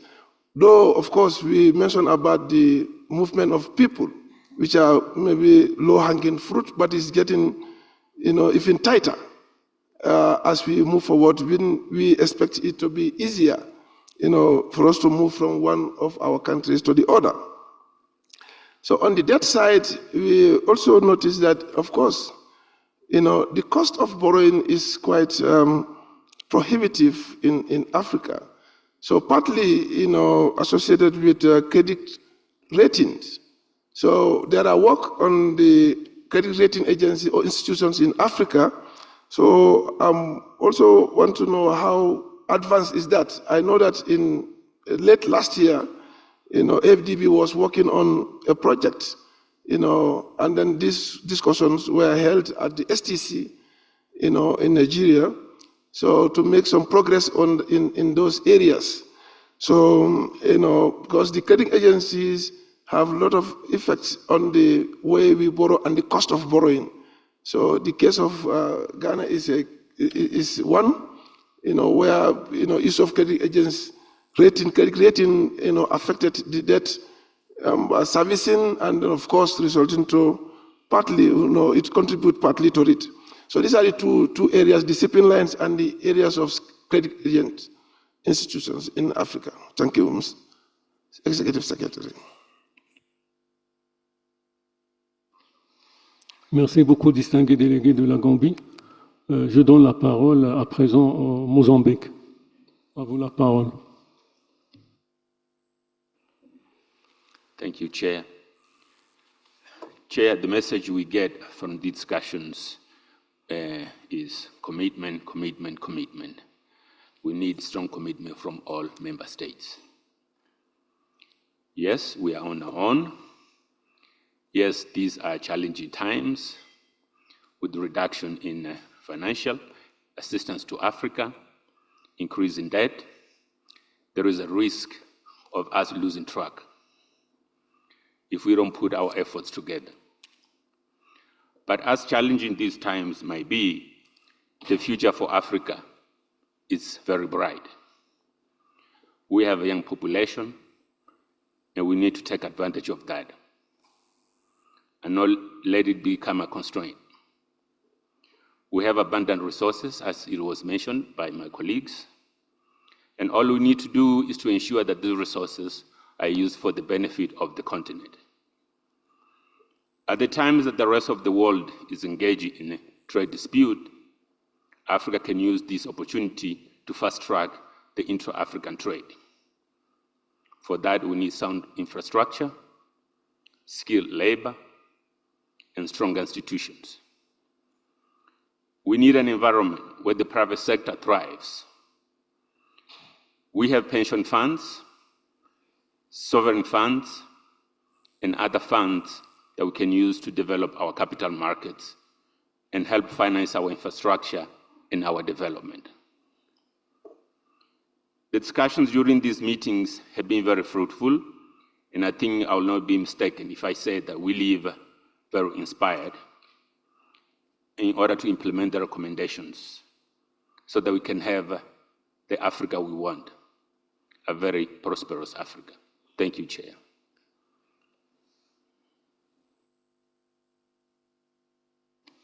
Merci, distingué délégué du Mozambique. Maintenant, je donne la parole au Royaume du Maroc. À vous la parole. Merci, Monsieur le Président, Monsieur le Secrétaire exécutif, chers frères et sœurs africains. Je voudrais commencer par saluer la qualité des discussions et des échanges que nous avons eus depuis mercredi. On rappelle souvent, à juste titre, que la principale richesse de notre continent est son capital humain, sans oublier cette fierté d'appartenance qui est aujourd'hui manifeste et que nous partageons tous. Fierté d'appartenance qui fait que nous sommes toujours prêts à apprendre les uns des autres, pour le bénéfice de tous. Pour revenir au thème de la session, nous gardons naturellement en mémoire que ce qui nous réunit aujourd'hui, c'est comment, à partir d'idées transformatrices, arriver à déployer les actions nécessaires afin de relever, comme il se doit, le défi d'une mise en œuvre complète et efficace de la ZLECAf au profit du développement économique de nos pays respectifs et au bout du bout, au profit de nos populations. Je disais tantôt qu'une de nos principales richesses aux forces était la richesse intrinsèque de notre continent. C'est pour cela que je me permets d'évoquer devant vous aujourd'hui une initiative d'échange d'expériences lancée récemment par le Royaume du Maroc en lien avec l'intégration économique et commerciale continentale et qui a trait de manière spécifique au domaine douanier. Et Dieu sait que nos administrations douanières respectives ont un rôle crucial à jouer pour la réussite des défis qui nous sont lancés pour ce qui est de l'implémentation, la mise en œuvre de la ZLECAf. Cette initiative au programme que nous avons baptisé AfriDouane, AfriCustoms, se veut une plateforme, je disais donc, d'échange d'expériences et d'expertise sur les thèmes de l'heure. Douane numérique, opérateur économique agréé, contrôle intelligent, analyse prédictive, intelligence artificielle appliquée à la douane. Et je suis heureux de vous annoncer que ce programme a déjà vu l'adhésion de plusieurs pays amis. J'en citerai quelques-uns: Gambie, Gabon, Cap-Vert, Burundi. Nous nous attendons à une généralisation progressive. Bien entendu, je n'oublie pas de signaler que ce programme, cette initiative, a été conçu en parfaite adéquation et en bonne intelligence avec les programmes d'action communautaire et des instruments continentaux de coopération déjà à l'œuvre au niveau de la Commission de l'Union africaine et du secrétariat de la ZLECAf. Et j'en termine par là en nous félicitant encore une fois de ce partenariat que j'évoquais ici même le premier jour, à savoir ce protocole d'accord conclu il y a moins d'un mois entre la CEA et le secrétariat de la ZLECAf pour ce qui est de la mise en œuvre de la ZLECAf et dont les retombées positives ne tarderont pas, j'en suis sûr, à se faire ressentir par nous tous. Merci. Merci, distingué délégué du Royaume du Maroc. Donc, le Sierra Leone demande la parole. Vous avez la parole.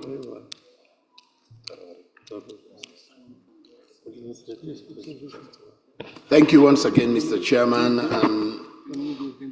I want to thank the Executive Secretary about the issue of domestic revenue mobilization that he brought up. He mentioned about the tax effort of most African countries being very appalling, and that's true. As he rightly said, I think we need to look at things differently. We need to look at the way how we mobilize revenue internally. And this is more so important now that we know there's a lot of uncertainty in the global world regarding what is happening with the new world order that the new American administration is bringing. the dwindling of aid and the uncertainty that is created around the world, I think we need to focus and refocus and look at what we're doing in Africa. For domestic revenue mobilization, we need to look at various issues. I think we must agree and acknowledge and accept that one of the biggest challenges with revenue mobilization in Africa is corruption. I don't think we should shy away from that. Corruption is one of the biggest problems, and part of the reason why at times we see why we don't own our own destiny when it comes to our own resources. What are the incentives? What is motivating people to do things differently, to do things in the wrong way? I think we need to build strong institutions that should address the issue of corruption. I know we have the issue of the tax mix. It's a problem because we have different taxes that will property tax, personal income tax, and corporate tax, which is different from what the West has. But our tax system is it's a tax system that we inherited, that has been designed for us to run, that may not be adequate for what we have. For instance, if we are saying we raise taxes from property tax to say, who are the owners of the properties? These are the well-placed people, the politicians, the one that can influence decisions in their favor. So if we're going to design tax policies, these are the critical questions we need to look, and we ask ourselves questions and be honest to ourselves. Otherwise, we'll keep on looking at issues and blame the wrong things. I think let's go back and try to understand what is happening with informality. Informality is growing drastically, but at the same time, we're not getting the benefit in terms of revenues. And why is that so? We need to ask the question and see, how do we ensure that we design a regime, a tax regime, that should be able to derive something from informality, not necessarily making them formal. It's good to make them formal, to bring them, but it will take time to have everybody being formal. So let's begin to look at initiative, being creative, to work with trade associations, to work with bodies that work with these informal organizations to make sure that we raise enough revenue from the informality. And our commitments and actions to address domestic revenue mobilization issue must be deliberate. I was happy that His Excellency, the Executive Secretary, picked on what the Southern Sudan delegate said in terms of implementation. I think we need to show commitment about the implementation of what we know, what are the challenges with domestic revenue mobilization. Let's go back and sit down and discuss, raise up all these issues. ATAF is doing a lot of work, is doing a good job, but I think we need to be honest and identify these challenges. We identify that corruption is one of the biggest challenges, both within and outside, and see how we can design policies that should address corruption to tackle all of these issues. That's my submission. Thank you, Mr. Chairman. Merci à vous, distingués délégués du Sierra Leone. Donc, je donne la parole aux observateurs. 198.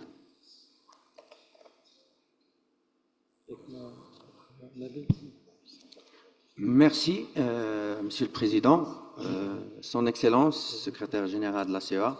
Je tiens tout d'abord à vous féliciter pour l'invitation, pour l'accueil chaleureux, pour la qualité de l'organisation, mais également pour la qualité des rapports et des études effectuées par vos services. Je tiens également à vous dire combien je suis fier en tant qu'expert, professeur universitaire, mais également citoyen marocain ordinaire, fier que mon pays a proposé d'accueillir la COM 58, mais également fier que nos frères et sœurs africains ont accepté à l'unanimité. Je profite de l'occasion pour vous dire que le Bureau de l'Afrique du Nord a toujours accompli des relations excellentes avec les universités marocaines, et dans ce sens, je vous propose de visiter nos universités marocaines l'année prochaine lors de la COM 58, pourquoi pas mon université, et de donner une conférence sur la mise en place de la ZLECAf, son importance, et l'expliquer ça aux étudiantes et étudiants marocains. Des questions directes, Son Excellence. Est-ce que la CEA a une stratégie pour instaurer la société du savoir, une société du savoir africaine commune? Ma première question. Ma deuxième question, est-ce que la CEA a une stratégie pour aider les universités africaines à devenir un vecteur de sensibilisation et d'accélération et de formation des compétences afin d'accélérer la mise en œuvre de la ZLECAf et de la transformation des économies africaines? Je sais très bien que l'IDEP fait un excellent travail dans ce sens, mais je crois qu'il a besoin de plus de moyens, mais également de marge de manœuvre pour avoir des relations avec plus d'universités au niveau continental. Merci, Son Excellence. Merci, Monsieur le Président. Merci, Monsieur. Donc, on donne la parole au numéro 198. Veuillez vous présenter, s'il vous plaît. 251. Veuillez vous présenter, s'il vous plaît. Merci.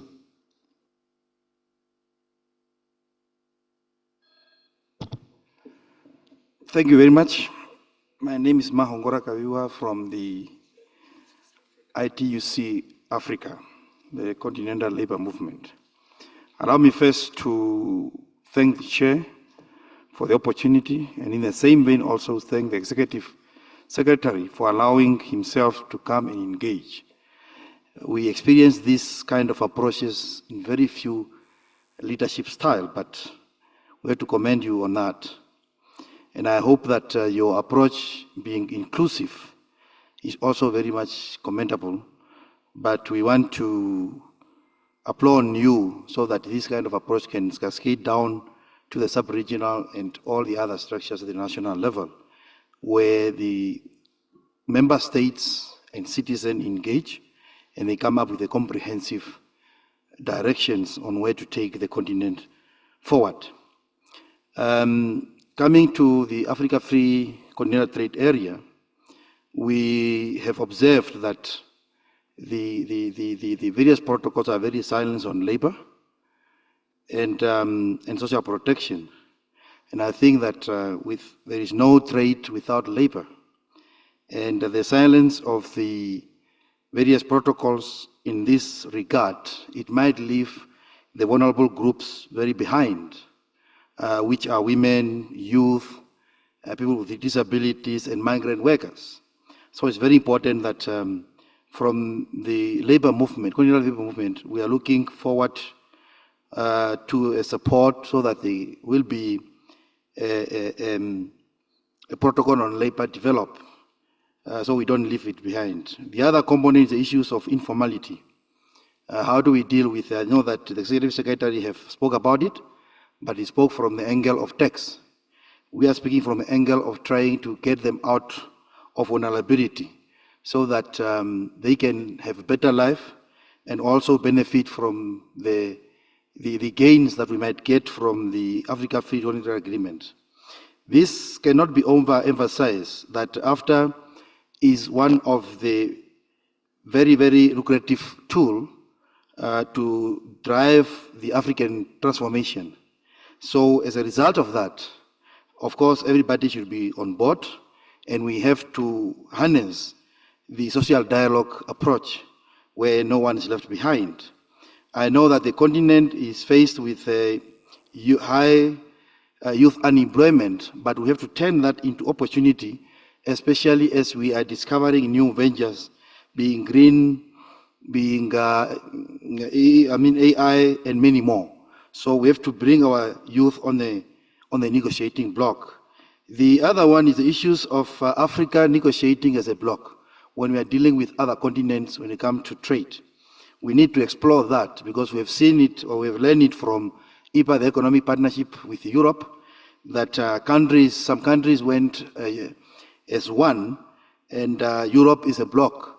So we need to see how best we can move in that regard.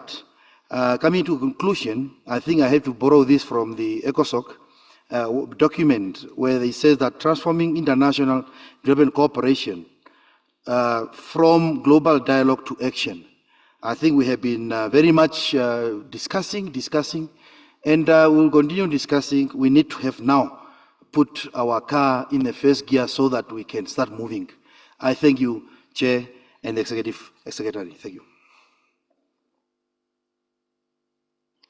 Merci beaucoup, monsieur, pour votre intervention. Donc, je donne la parole au 290.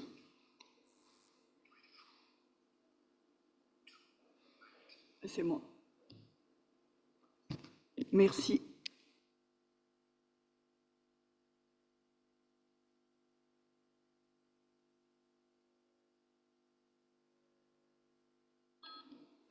Merci, Monsieur le Président. Je remercie mes chers collègues pour ces interventions très pertinentes. Je souhaiterais faire une proposition, Monsieur le Président. C'est aujourd'hui de penser en termes de stratégie industrielle globale pour l'Afrique est une conception très difficile à mener. Pourquoi? Parce que tout simplement, vu la dimension du continent, vu la gestion aujourd'hui difficile, ce que nous proposons, c'est de nous inspirer des expériences d'autres pays.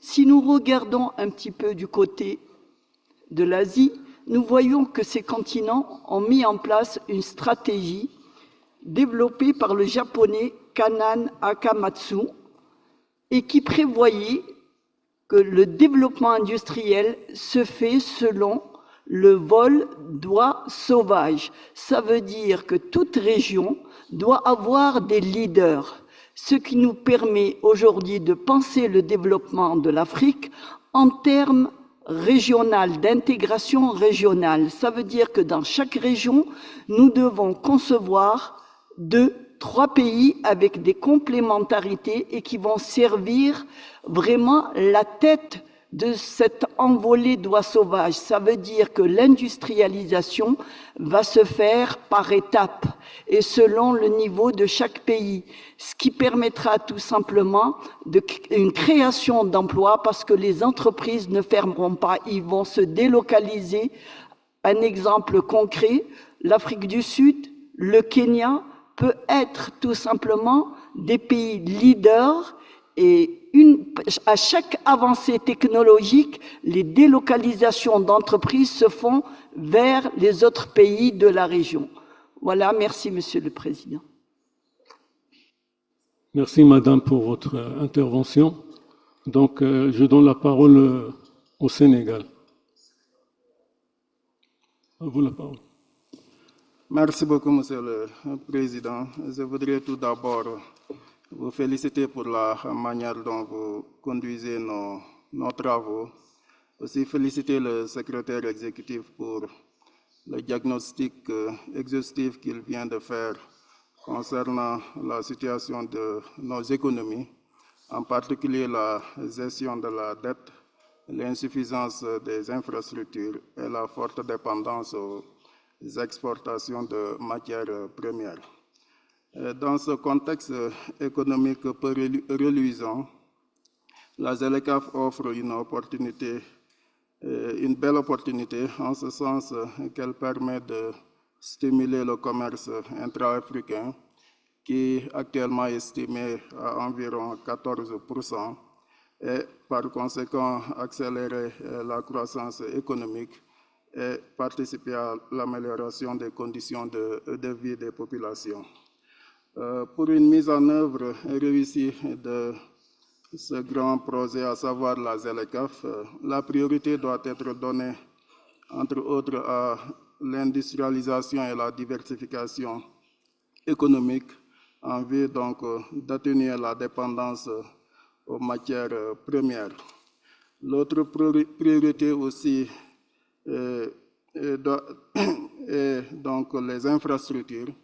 Et à cet égard, donc, une mise en œuvre optimale du PIDA PAP 2, qui couvre la période 2021-2030, doit être donc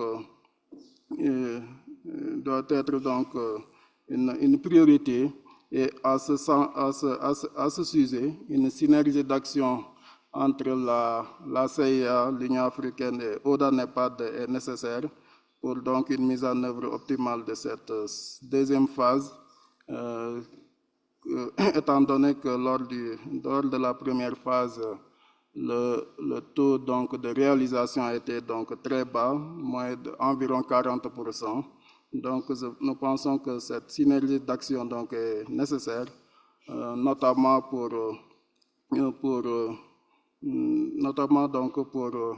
trouver des financements donc, adéquats à ce projet donc, de développement des infrastructures en Afrique. Et je vous remercie.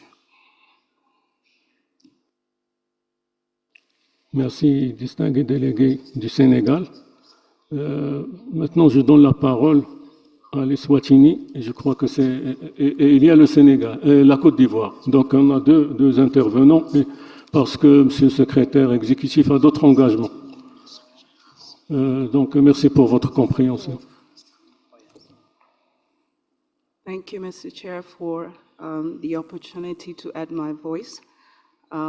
Greetings to His Excellency, the Executive Secretary. I've listened keenly to some of the deliberations that are critical that have happened over the past 2 days.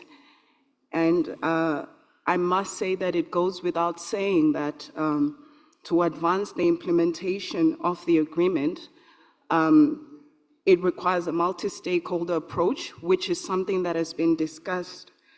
However, something that has not come out very clear, although it was in some of the reports, is the importance of air transport in enabling, the agreement. Air transport is something that is not a nice to have. It's a socio-economic enabler. And we speak about SATAM, and I heard, some of the reports that had something about SATAM. But if I ask people in this room, how many really know what SATAM actually is? And how many really know its benefits? And how many really know what it actually is about? What is the Yamoussoukro decision? You find that some people don't really know. They know what it means. Air connectivity is something that is critical if we were to even improve in Africa. And I think this is something that, we all know. However, I find that some critical partners are not in this meeting. Who is the executing agency of SATAM? It is the African Civil Aviation Commission. And I believe that their report is critical to this meeting to understand some of the work that they've done and some of the challenges that they've had. But their reports, you find COMESA has a report on SATAM, the UNECA has a report on SATAM. I see I'm from the South, so SADC has a report on SATAM. All these conversations are happening in silos.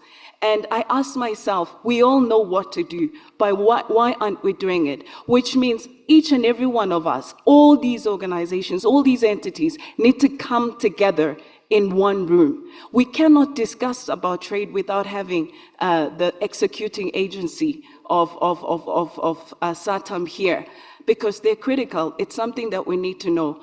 Morocco has invited us next year for the next meeting. To get to Morocco, we will each understand, coming from the South, what it will actually take for me to get to Morocco. And that's when we will really know that, okay, this thing is really difficult. So we have all these deliberations, Your Excellency, and I'm just hoping that this is something that now, because we know what the problem is, get the right stakeholders in the room. And let SATAM be something that is incorporated in the economic policies of each and every country. We've got 48 signatories, I saw, of the AFCTA, but we only have 38 signatories for SATAM. And even in terms of those 38 signatories, not all of them are actually even implementing it. It was just an agreement that was signed, but none are really implementing it. And I truly believe that as we deliberate and as we talk about digitalization, air transport, we cannot leave it behind. I'm from the aviation sector, and everywhere you go, they're talking about SATAM. I was invited to speak to the European Parliament. They were asking me about SATAM. I go to other places, they're talking about SATAM. Even partners that are not African are speaking about SATAM, meaning we all understand the importance, but we're actually not doing anything with regards to air transport. And so I think this is something that I think is important to come to the forefront, and it's something that we need to get all the partners that are involved. I asked my colleagues from my country, and I was asking them, some are from trade, some are from commerce, some are from economic planning. What really is SATAM? They don't know. But we're meant to be the implementers, so I really believe that something needs to happen, perhaps something that has never really happened before, and a new approach is needed with the right sort of partners. Thank you, Your Excellency, for the opportunity. Merci, distingué délégué de Eswatini. Donc, la dernière intervention, ce sera la Côte d'Ivoire. Vous avez la parole. Monsieur le Président de séance, je voudrais, au nom de la délégation ivoirienne, vous remercier pour l'honneur que vous nous faites de nous donner la parole. La Côte d'Ivoire voudrait porter à votre attention trois sujets de préoccupation, trois seulement, parce que, comme le disait un chef d'État, dans les pays en voie de développement, tous les axes sont prioritaires. Et donc, il faut faire un choix. Donc, nous avons décidé de faire un choix portant sur trois éléments. Le premier, c'est le constat d'un phénomène de désindustrialisation en Afrique. Le deuxième, c'est la question de l'éducation, sur laquelle je voudrais attirer l'attention de la CEA. C'est un système éducatif en constante régression dans la plupart des pays. Et le troisième point, je l'ai soulevé hier, mais comme la réponse que j'attendais du secrétariat ne s'est pas faite, peut-être pour manque de temps, permettez, Monsieur le Président, que je remette la question sur la table et que j'entende sur cette question le point de vue de la CEA sur la problématique que j'ai soulevée hier, qui est la suivante, savoir le risque que dans le cadre de la mise en œuvre de la ZLECAf, dans le cadre de l'ouverture de nos économies, eh bien, le risque existe que ce soit les multinationales puissantes étrangères qui disposent de beaucoup de capitaux qui finalement s'arrogent tous les avantages de la zone de libre-échange continentale. J'aimerais sur cette question véritablement avoir le point de vue de la CEA qui est notre agent conseil au niveau des États.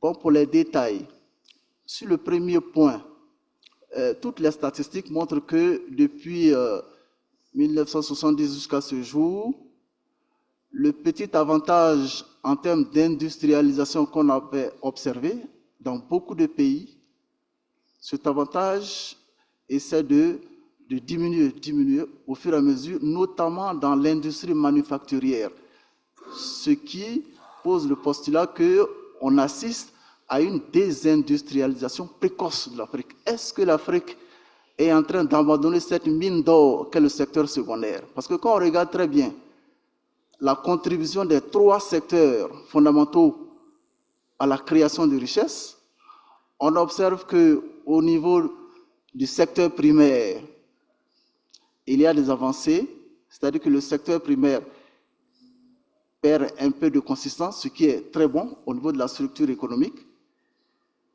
Et on devrait donc avoir une croissance du secteur secondaire, mais ce qu'on observe, c'est qu'on passe du secteur primaire et puis on saute le secteur secondaire pour aller vers un développement prodigieux du secteur tertiaire. C'est vrai que c'est un avantage qu'on peut relever, comme l'a dit Monsieur le secrétaire exécutif adjoint hier, Monsieur Antonio Pedro, demandant de mettre l'accent aussi sur le secteur tertiaire. Je comprends. Mais on sait que l'OCDE, qui regroupe les pays les plus puissants, dans lesquels même on n'admet pas encore le G20, parce que certains pays du G20 sont certes puissants, mais on note que l'assise industrielle n'étant pas consistante, ces pays ne sont pas encore dans l'OCDE.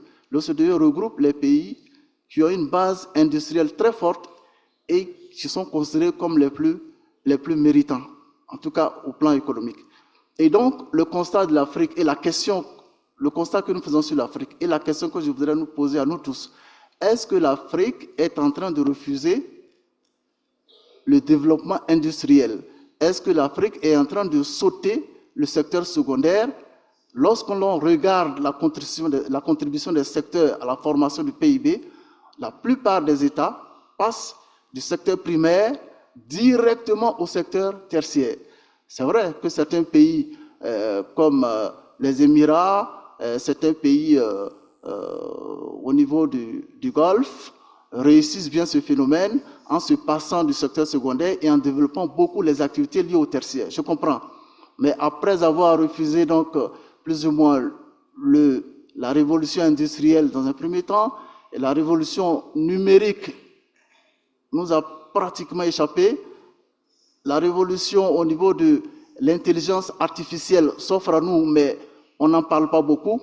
Je souhaite que nous nous posions la question s'il est bon de faire le saut du secteur secondaire lorsqu'on regarde la structure économique des États. Ça, c'est la première préoccupation. La seconde, c'est la question de l'éducation. On sait très bien que l'éducation permet, d'avoir un capital humain suffisamment bien formé pour prendre en charge la destinée de nos économies, et deux, l'école nous permet d'avoir le deuxième élément important qui développe l'activité économique, c'est-à-dire la technologie, les instituts de recherche, la capacité à découvrir. Et quand j'ai lu un rapport il y a quelques semaines sur la capacité des pays à innover, on a noté que pour la Côte d'Ivoire, par exemple, il y avait une capacité de création de produits qui équivaut à 2. C'est un seuil très bas et j'espère que ce n'est pas le cas dans les autres pays. Donc, je pense que c'est l'éducation qui est capable de nous offrir, un capital humain assez bien formé, et deux, cette école, elle est capable, surtout avec l'appui du monde universitaire, je salue la présence du professeur ici, à travers, n'est-ce pas, la recherche, nous assurer le deuxième élément qui est la technologie. Parce qu'on observe très bien, et le FMI le dit toujours, la croissance réalisée par les pays africains, elle est certes bonne, mais elle aurait pu être multipliée par 2, c'est-à-dire voire être accrue de 60%, c'est-à-dire le taux de croissance que nous observons dans les pays en développement, aurait pu être davantage élevé et multiplié par 60% si on combinait très bien les deux facteurs que sont la qualité du travail et la technologie. Donc l'absence de progrès technique, évidemment, est un obstacle, n'est-ce pas, à la croissance véritable, n'est-ce pas, du taux de croissance. On l'a relevé ici que les taux de croissance sont certes bons, mais insuffisants. Et c'est l'absence de technologie. Distingué délégué du Sénégal, de la Côte d'Ivoire, s'il vous plaît. Je vais terminer. C'est l'absence de technologie. Monsieur le secrétaire exécutif a des engagements antérieurs. Très bien. Je vais conclure. Merci. Merci. Donc, là, pour résumer, l'éducation qui va nous donner un capital humain très fort et qui va nous permettre de disposer de la technologie indispensable pour nos économies. Le troisième élément, monsieur le secrétaire général, je voudrais avec votre présence le rappeler. Hier, j'ai observé, et au niveau de notre comité national en Côte d'Ivoire, et c'est un sujet de préoccupation, on a observé que l'annexe sur les règles d'origine, dans les dispositions qui sont à l'intérieur, disent simplement que n'importe quelle entreprise, qu'elle soit africaine, qu'elle soit européenne, qu'elle soit américaine, qu'elle soit asiatique, qui s'installe sur le continent africain et qui est capable de mettre et d'élaborer des produits qui sont substantiellement capables de comporter des éléments africains, est un produit d'origine africaine. Du coup, ce produit bénéficie de tous les avantages, n'est-ce pas, dans les 54 autres pays de l'Afrique. La question que nous avons posée, à laquelle nous n'avons pas eu de réponse, et je souhaiterais la remettre sur la table, qu'est-ce que la CEA et le comité pensent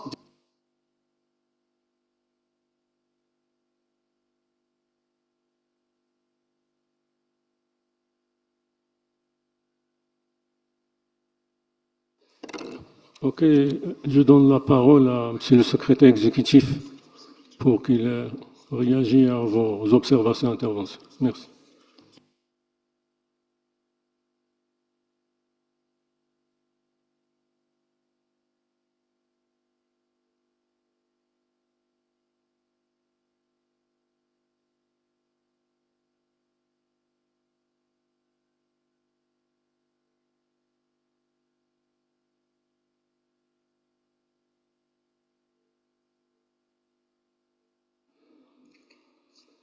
Yeah, thank you very much. I think our team should be able to look into this. We cannot have a meeting of ministers when it's taking such a time in terms of really transition. This is not, I think we can do something about it. So if we are talking about technology, I think we should also master how to use it. Yeah. Thank you so much. Colleagues, I would have wished to stay longer, but really I don't have the time. And that's why we are pushing our distinguished delegate from Ivory Coast to really speed up, because my colleagues will stay behind. Maybe they can discuss far more. I'll try to answer as many questions as possible, but the most difficult ones, I'll leave them for my deputies. I have DS Hanan, I have DS Pedro here. They can handle them. They are more informed than me. So now, for the issue that was mentioned by our colleague from the Gambia, and it also comes to what even Eswatini was mentioning. We need, if you look at Europe, going from any country to another, it is so easy that you have two options. You can go by air, where there is enough, and it is a common market. You can just move anywhere. Or you can go by train. All the trains are interconnected so that you can move as fast as possible. And when you have free movement of people, you have the air transport, you have the road transport, there are roads, you also have the rail transport that is there. It makes life easier. And that's why we are saying that within this context of CFTA, we need to have integrated infrastructure that are linked. In terms of financing the infrastructure, one of the big, maybe, I would say, problem that we are having is that everything falls on the back of the government. Government designs, the government is planning, government is financing. But we need to bring in the private sector to invest money and make money. And really, there is no reason why the private sector cannot get involved into financing the rail transport that we know of, into the air transport that we need. It cannot only be the government, it can be the private sector. And that's why we are trying to see, how do we bring in the private sector? And all of you have ideas on how this can be done. De-risking is one factor. Giving them the long-term contract, 25, 30 years for them to recoup their own benefits. The agreement that we sign with them, how do we make it in such a way that really we bring in the private sector? That becomes very, very important. And the issue that was mentioned, maybe I'll come back to it, by Eswatini on air transport, that was also mentioned by the Gambia, is critical now because it is a low-hanging fruit. This is what can help us now. If we solve certain roadblocks that are preventing it from working, while we try to invest in other hard infrastructure, air transport can work for us if we address the issues of the free, air transport system that we have been working on. But I'll come back to that. Now, the issue of the borrowing, the cost of borrowing, the credit rating, we are working with Africa Peer Review Mechanism and UNDP, ECA. We are now coordinating to see how we assist every country, to know at which stage you are in terms of your credit rating. Because the way it used to, I was telling people in New York when we went there, and I was saying that every time when I was the Minister of Finance, at least, I know that whenever IMF is in town, everyone knows that IMF is in town. Every ministry is asking questions, the government, the leadership. But whenever the rating agencies are in town, nobody notices that they are actually around. Because the IMF was coming with money. Once they clear you, You know, you can get money from the bilaterals, you can get money from international financial institutions, and yet we ignored the credit rating agencies. And in most cases, they don't reside in the country, they don't understand your culture, they don't understand your environment, and then you don't put much effort into questioning what they are producing.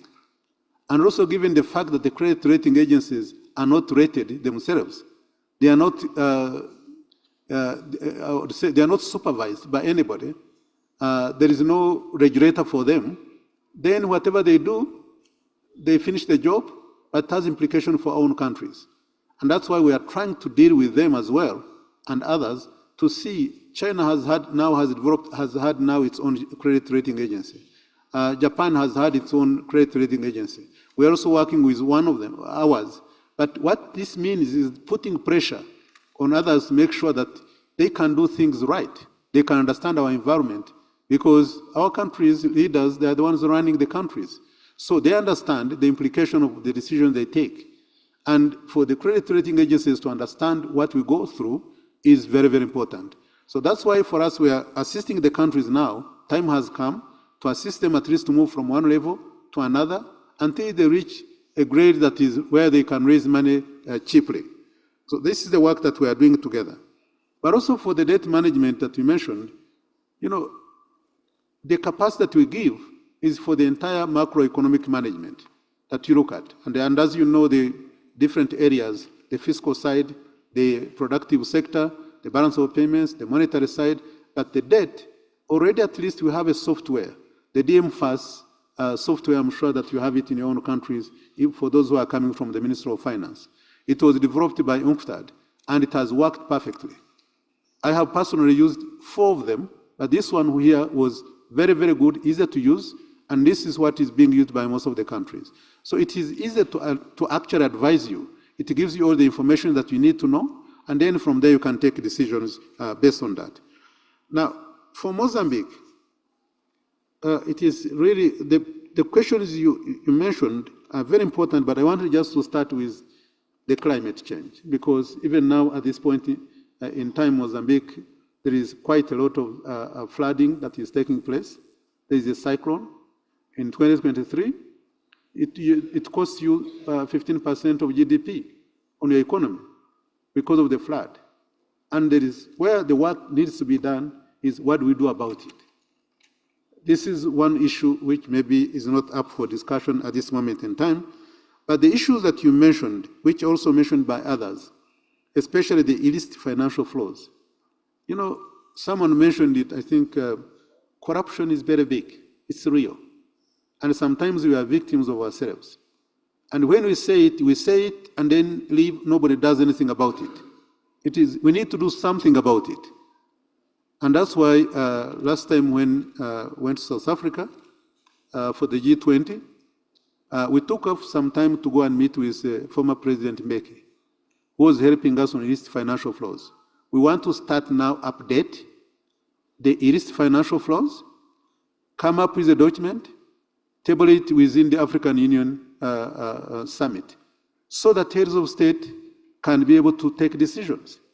Because at the end of the day, for us here, we are, call it advisors, but we need the leadership. We need the political will from the top. We need to make sure that we address these issues, but we want to make sure that we come up with something that is very convincing, and that's why we'll be working with the former President Thabo Mbeki on these illicit financial flows. But at the same time, we need to create a conducive environment where we can benefit from our own resources. The insurance resources are quite heavy. The pension funds, the sovereign risk funds, if we put them together, we have resources. But you cannot simply put pension fund in an environment that is highly risky. That's why de-risking that environment becomes very important to say, where do we use this money and what measures do we have to put in place? It becomes very, very critical, and that's what we have to work together with you. This year, of course, we initiate what is possible, but then present it to you and see how do we move forward, because it takes two to tango. For Morocco, we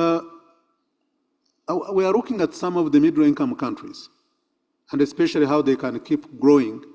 Sometimes we focus on so many things, and we end up not being scattered, and we cannot do anything. For example, if Morocco would focus on about 5 things. One is the gas pipeline that you have from Nigeria that goes all the way to Morocco, passing through so many countries.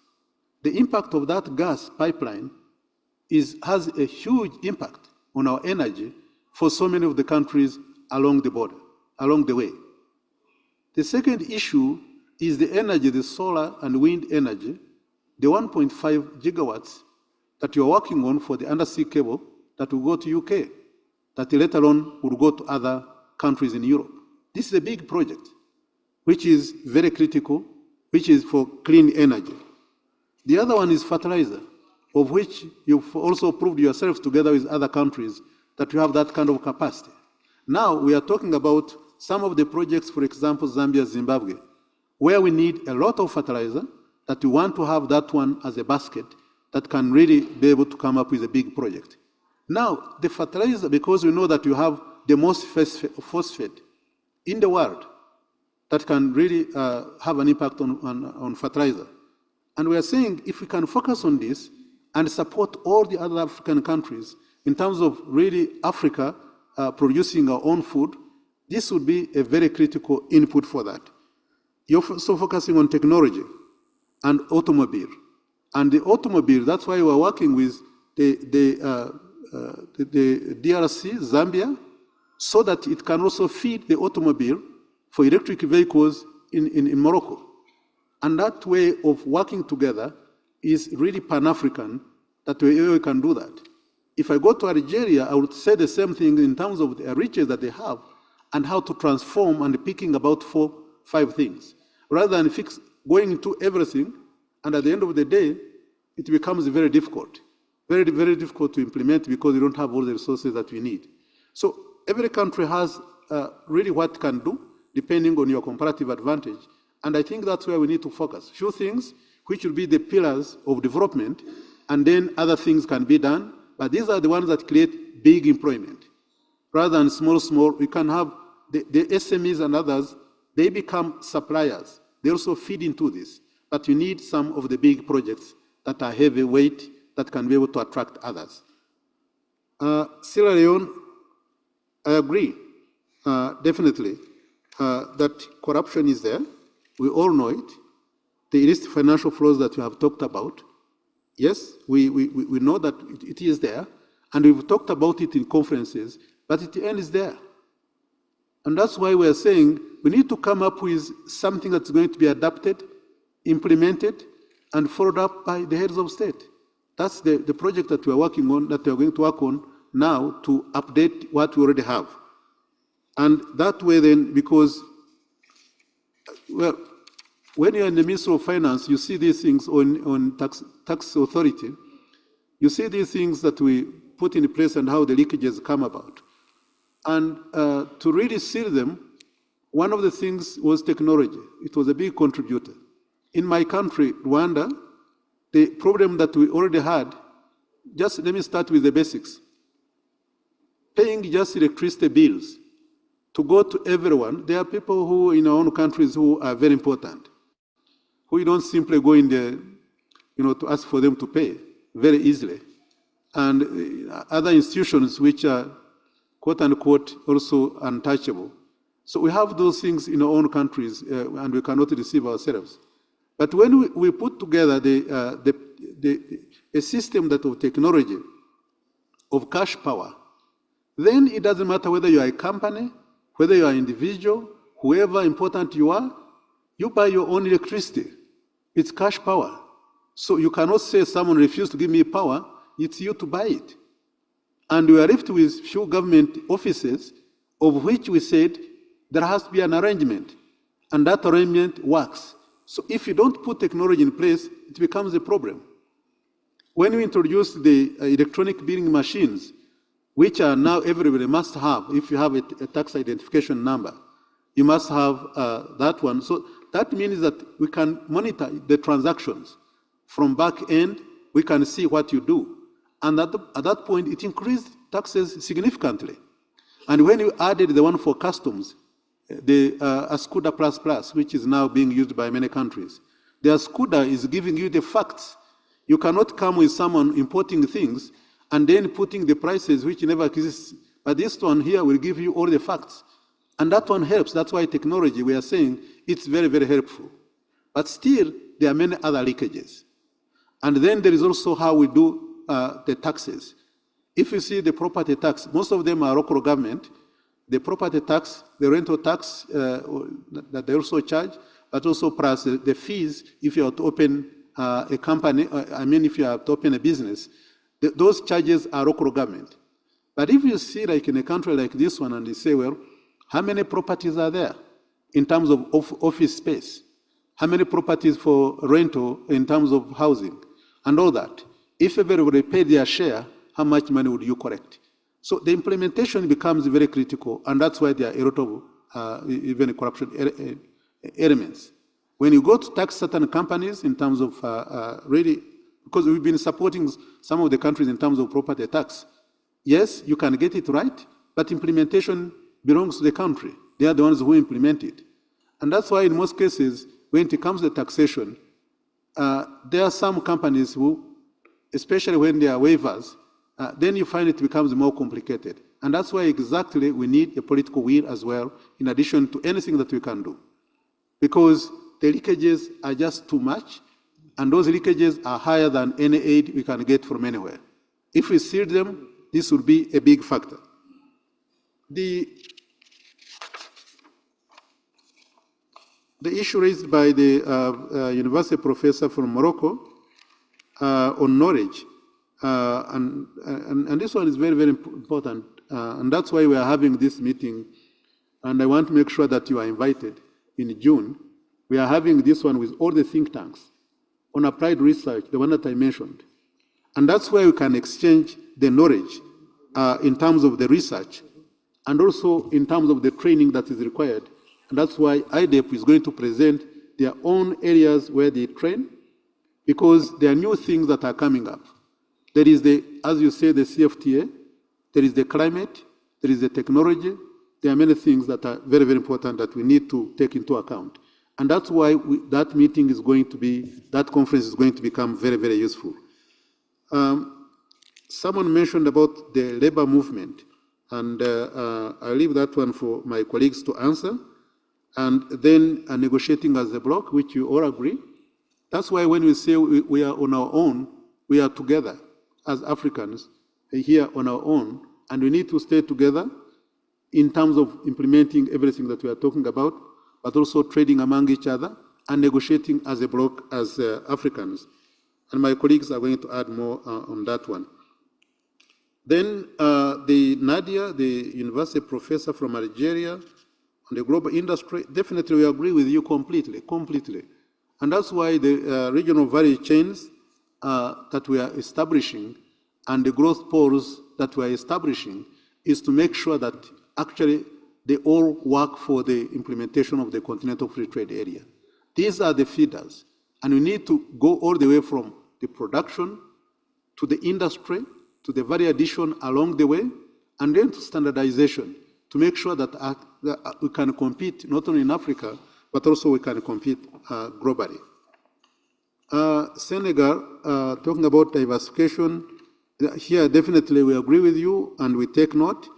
And for the PIDA projects, here that's why we work. We have an agreement now, an MOU that was signed with AUDA NEPAD. In terms of the implementation, we agree with you. The big projects, which are very critical, and also mobilizing resources, we're working with them to mobilize resources for their implementation. It has taken long, but I think we are making progress in that area, and I think we need every support that we can get, because we need these big projects to work. And Eswatini, mentioning the, yes, Yamoussoukro decision.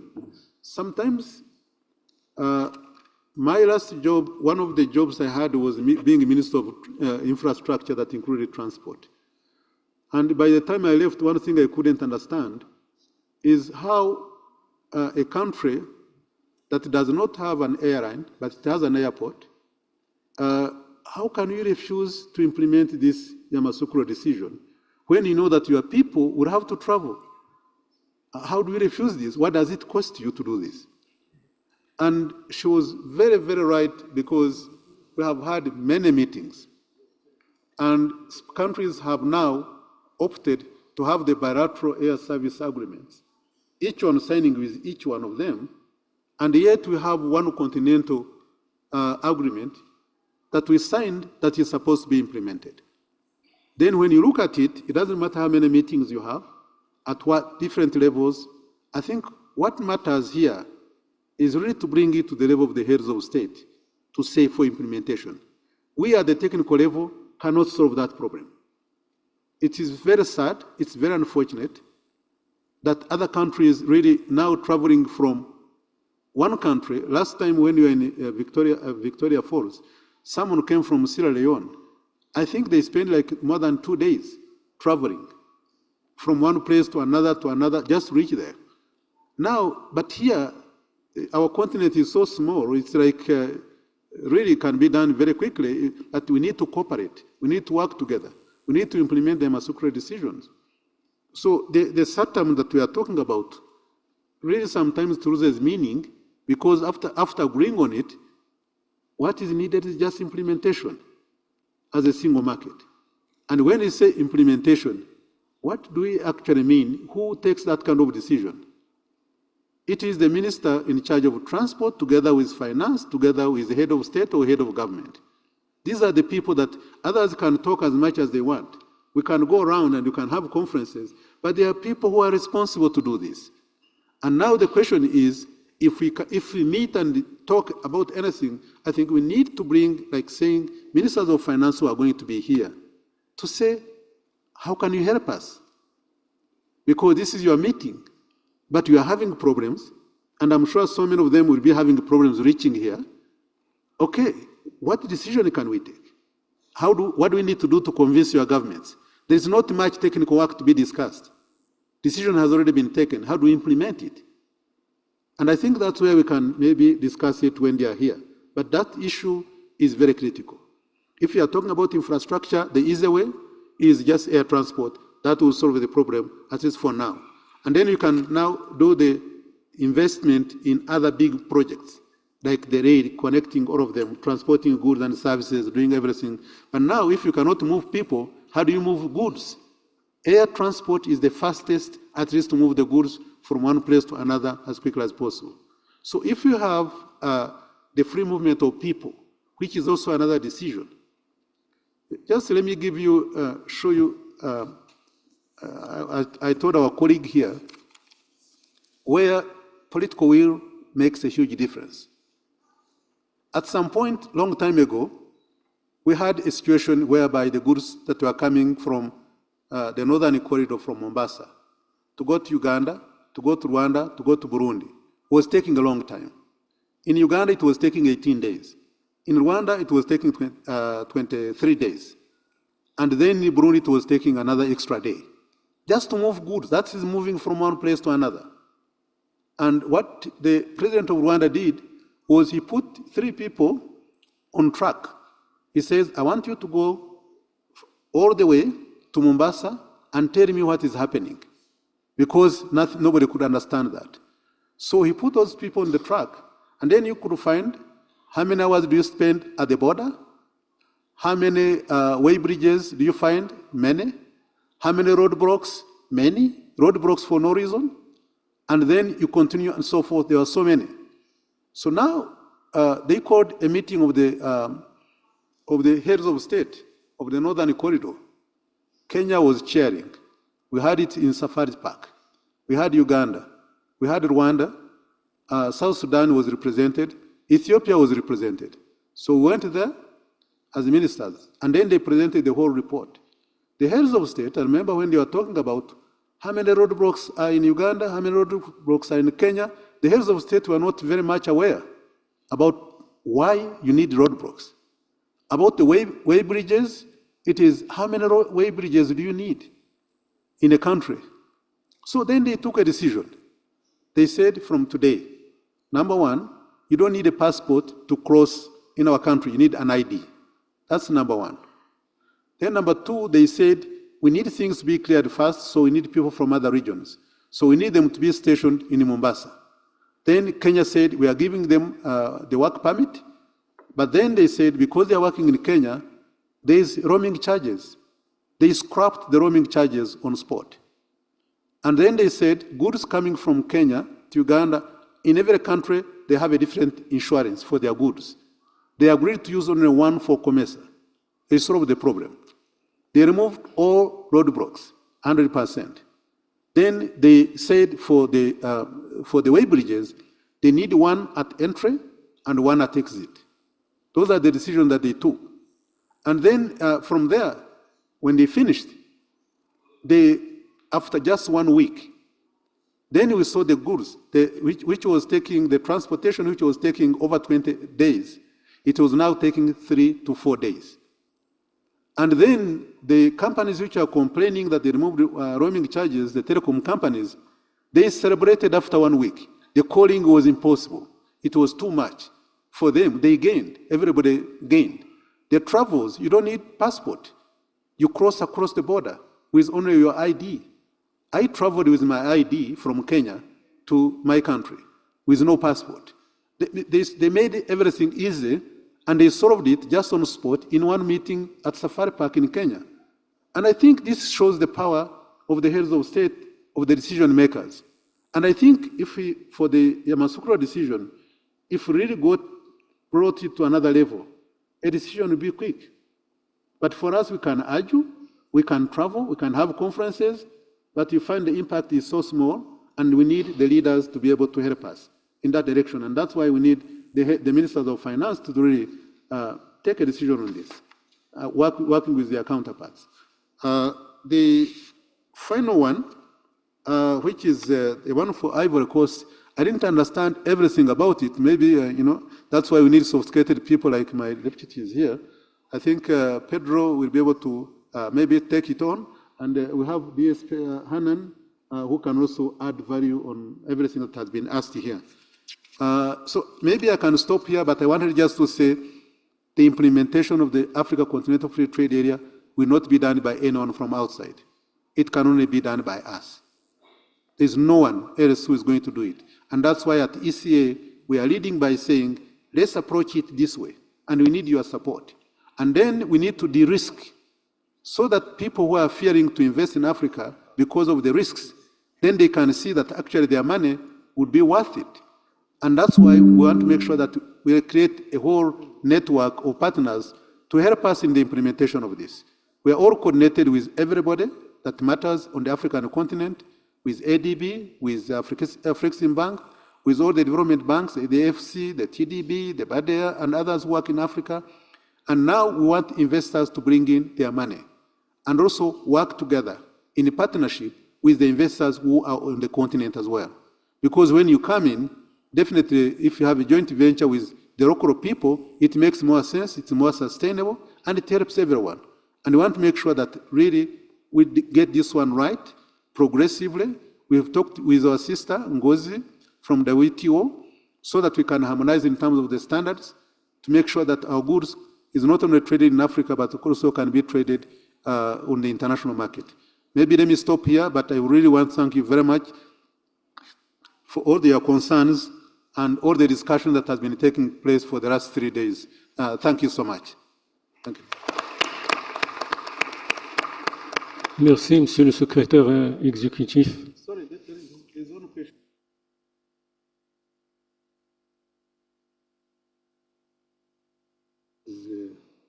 There is one question that was talked about in terms of education.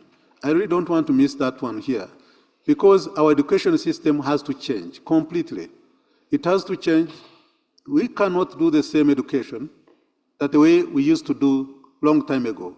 The education that is not relevant to what is happening in our own market, in our own private sector. And that's why you find the private sector is having challenges recruiting the people in as much as you have all the knowledge, but that knowledge is not the one that is relevant. That's why we also need to fix that this knowledge has to be complemented by the technology and then innovation. And we need to come up with innovation centers. We saw what is happening in Ireland. I saw it myself, where they have the innovators, they have innovation fund, they have incubation centers, and then the people who complete that, then they are more knowledgeable. They know how to actually establish their own businesses. And this is being replicated in many countries in Africa, including Rwanda, where we have the Innovation Fund. We help the people to have their ideas actually developed, so that after that, once it is developed, then you train them on how to implement it. And this has worked in many cases. So we need technology, but also we need technical and vocational training education. When I was working in Canada, I remember 67%, actually it had declined from 72, 67% were the people needed in the middle, like not university graduates. The people who are needed below the university graduates, who have technical skills, were 67% of the total workforce that was required. Meaning that standardizing the whole, the electricians, the plumbers, the people who are doing these kind of technical skills are very, very important. So technical and vocational education is very, very critical. So if you combine the relevant education, add the technology, add innovation, add the technical and vocational training, that becomes very critical. That's what is going to drive the economy. Because we are not going to get to university and graduates for every level. We also need people below them, but who have certifications to be able to perform their own duties. So the education, I think we need to rethink about education seriously. And that's why you need also to combine it with research and education, where our investment in research is quite low by any standards. So let me stop here, but our colleagues are going to come in and also address the other issues. Thank you so much. Merci, Monsieur le Secrétaire exécutif, pour votre interaction avec nous tous, les États membres. Je vous remercie et à travers vous, la CEA, pour les efforts que vous ne cessez de déployer pour le développement de notre continent. Donc, on va arrêter maintenant. Nous allons maintenant procéder à l'ouverture de la foire des connaissances 2025 qui se tient dans la zone d'exposition au rez-de-chaussée de ce bâtiment. Et quand on va revenir, messieurs les secrétaires adjoints vont reprendre. Merci beaucoup.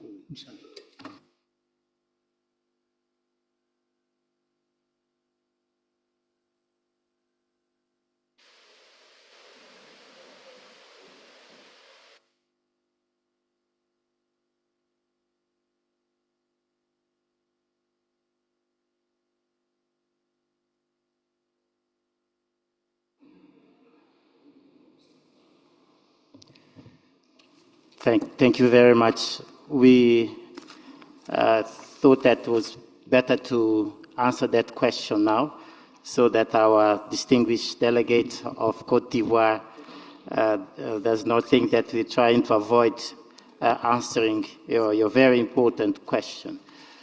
First, I think we certainly recognize that deindustrialization is a feature, not only in Africa, but on many countries. We are saying that indeed we should prioritize industrialization, but it has to be based on a very clear diagnostic on where we should focus on that industrialization plans and strategies. Because not every country, as we said yesterday, has perhaps the requisites to be able to pursue industrialization. They could perhaps specialize in the areas where they have the greatest potential, hence the reference yesterday to, for example, the services sector. Now, on the matter of whether the AFCFTA would be a springboard for foreign companies to come and localize themselves here to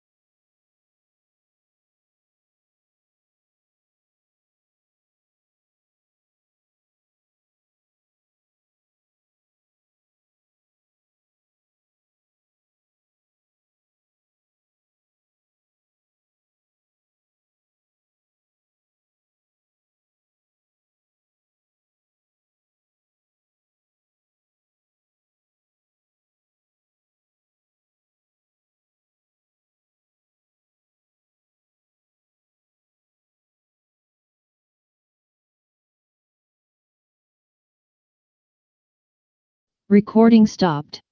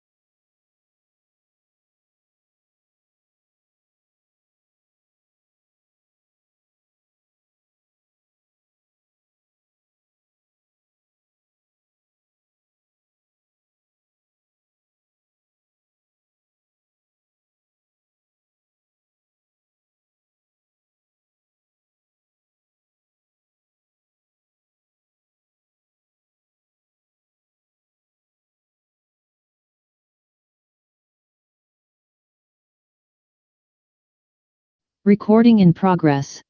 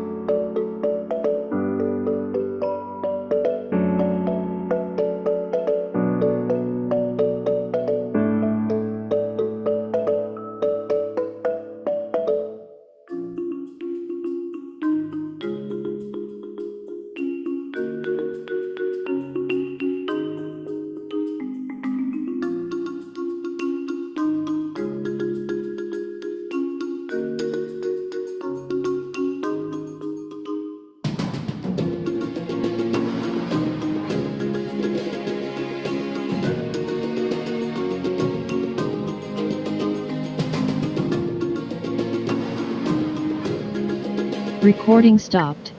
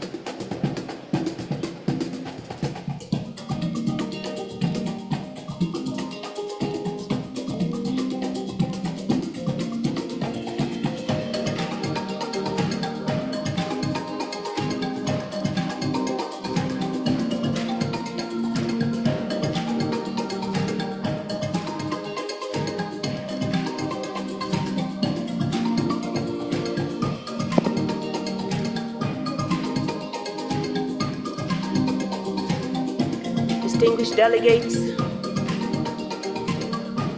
Recording in progress.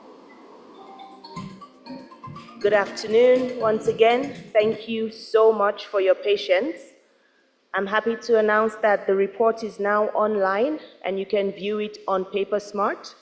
The report, along with 3 resolutions, are available. We invite you to begin reviewing them and we will reconvene shortly. The report is available on PaperSmart.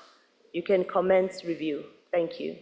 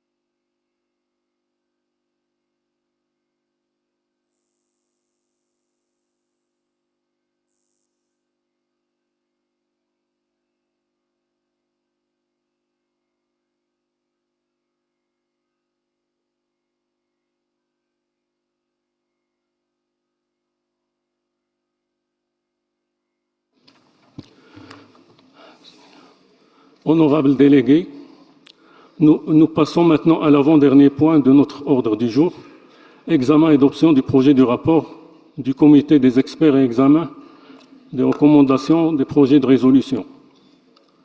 Avant de donner la parole à notre rapporteur, je voudrais souligner qu'il y a une partie qu'on n'a pas besoin de lire, la partie d'ouverture formelle, la participation des États membres, les déclarations préliminaires, on doit passer à côté. Nous allons passer au deuxième point, qui est l'élection du bureau, adoption de l'ordre du jour et du programme du travail du comité des experts. On doit économiser le temps. Pour ce faire, on laisse les présentations, les résumés des présentations de côté. Il y a eu des débats intéressants, mais je propose qu'on doit passer aux recommandations qu'on doit présenter à nos ministres, parce qu'il ne reste pas de temps. Donc, j'invite M. Andrew Vombe, secrétaire permanent du ministère des Finances, du Développement économique et de la promotion et de l'investissement, à présenter le projet du rapport. À vous la parole, M. Andrew.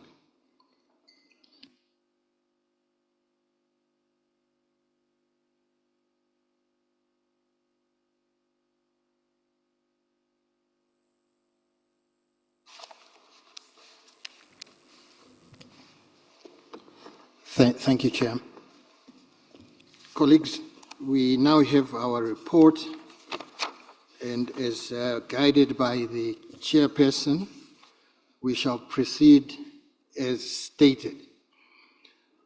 The first issue we are going to be looking at is the election of the Bureau and adoption of the agenda and program of work.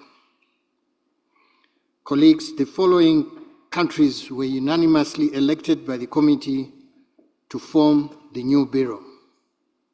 The Chair, Morocco; First Vice Chair, Cameroon; Second Vice Chair, Benin; Third Vice Chair, Kenya; and the Rapporteur, Zimbabwe. And we all accepted the following an acceptance statement by the newly elected Chair, Head of the Multilateral African Affairs Division of the Ministry of Economy and Finance of Morocco, Zakaria El Amiri. The committee adopted without further amendment the program of work, and the agenda was adopted accordingly. Okay.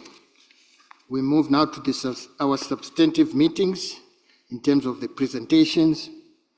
The session on the overview of recent economic and social developments in Africa. After the discussions, the following recommendations were made. In light of the discussions, the committee made the following recommendations. A, members of the ECA should, 1, widen the base by formalizing the informal sector, enhance access to credit and targeted support, invest in infrastructure, and diversify economies with a view to boosting employment, competitiveness, and productivity. 2, enhance tax revenues by strengthening tax administration and leveraging digital technologies. Number 3, optimize public expenditure to ensure long-term debt sustainability. And number 4, promote job creation and entrepreneurship by investing in youth education, expanding access to credit, and strengthening government support for the informal sector. Section B, ECA should support its members in devising mechanisms to incentivize the private sector to play a significant role in the implementation of the agreement by raising awareness, enhancing capacity, and improving access to finance and foreign direct investment. Number 2, support its members in reducing their high dependence on debt and their exposure to its associated risks by enhancing the debt governance, combating illicit financial flows, and formalizing the informal sector in order to enhance job creation and entrepreneurship. 3, provide policy guidance and technical support to its members on strengthening the collection of revenues from digital services and activities. And number 4, support its members in designing and implementing policies to manage demographic growth in order to ensure that it supports economic gains. Chairman, those were the recommendations both for ECA and for EC members and for the ECA itself. You finish all? Okay. The second item we discussed was assessment of progress on regional integration in Africa, and the following were the recommendations. In light of the discussion, the committee made the following recommendations. A, members of ECA should, number one, accelerate the implementation of the agreement and the action plan for boosting intra-Africa trade. Number two, expedite the ratification of the proposals to the agreement on investment, intellectual property rights, digital trade, and women and youth in trade. Number three, expedite the ratification of the protocol to the treaty establishing the Africa Economic Community relating to free movement of persons, right of residence, and right of establishments. Number four, increase investment in infrastructure, including through the Program for Infrastructure Development in Africa. Five, improve the interoperability of immigration and customs systems through the use of digital identities in order to facilitate movement and enhance security. Next, implement reforms to education systems and increased investment in skills and development. Simplify trade and customs procedures, including by establishing single windows and adopting electronic systems. Lastly, advance the implementation of the Pan-African payment and settlement systems. B, on the part of the ECA should, number one, support its members and regional economic communities in implementing national and regional strategies on the agreement. Number two, support the promotion of public-private partnerships, enhance management tools, and strengthen national capacity to develop bankable infrastructure projects. Number three, strengthen partnerships with the African Union Commission, the African Development Bank, and other stakeholders in order to drive the regional integration agenda. Number four, develop in collaboration with the African Union Commission a roadmap to address concerns regarding the ratification and implementation of the protocol to the treaty establishing the African Economic Community relating to free movement of persons, right of residence, and right of establishment. Those were our recommendations. The next item we discussed, the presentation of the theme of the 57th session of the Economic Commission for Africa. Our recommendations were as follows. The first one, A, for members of ECA should, number one, accelerate the adaptation of the agreement in the context of national implementation strategies by strengthening national committees and engaging stakeholders. Number two, invest in trade infrastructure, including information and communications technology, cross-border transport, and modernization of customs processes. Number three, help small and medium-sized enterprises to benefit from the agreement by investing in the development of human capital, expanding access to credit, promoting industrial hubs, and fostering public-private partnerships. Number four, strengthen the collaboration with the private sector in implementation of the agreement. Number five, harmonize investment and financial policies and strengthen capital markets in order to boost intra-African investment. And lastly, integrate capacity development and training relating to the agreement into the curriculum of tertiary institutions.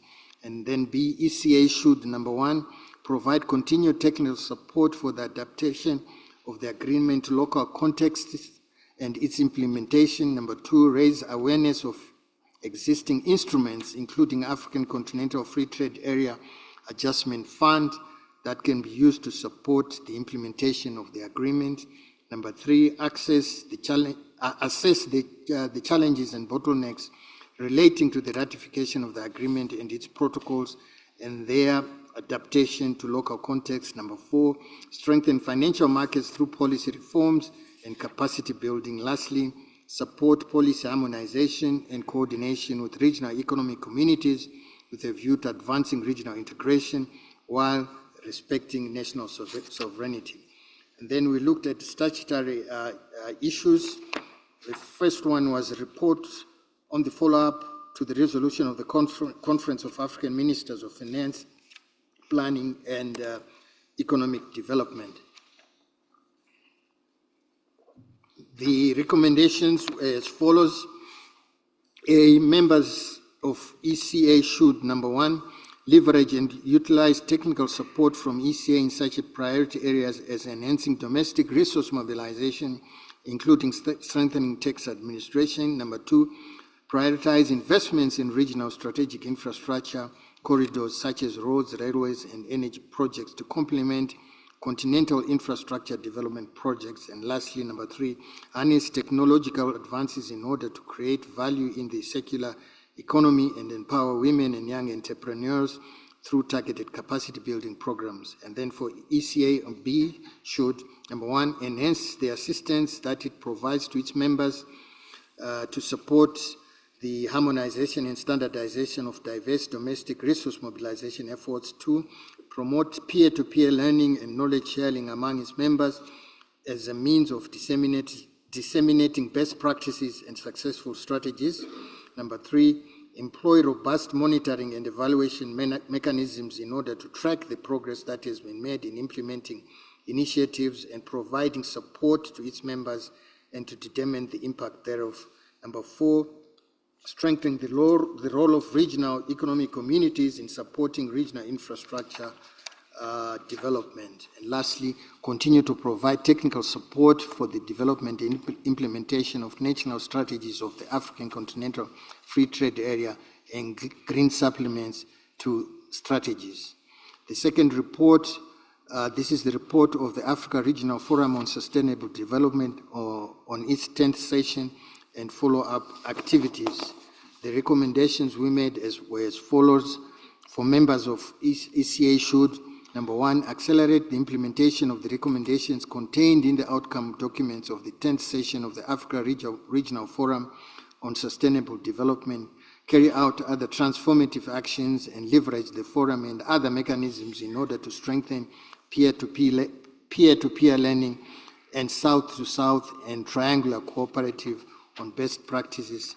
And number two, enhance the business environment by improving the availability of data on investment opportunities and strategies and by reducing market distortions. B, the ECA should, number one, provide guidance and policy options aimed at raising awareness of the need for closer alignment of the goals of the 2030 Agenda and Agenda 2063 and making concerted efforts to accelerate their joint implementation.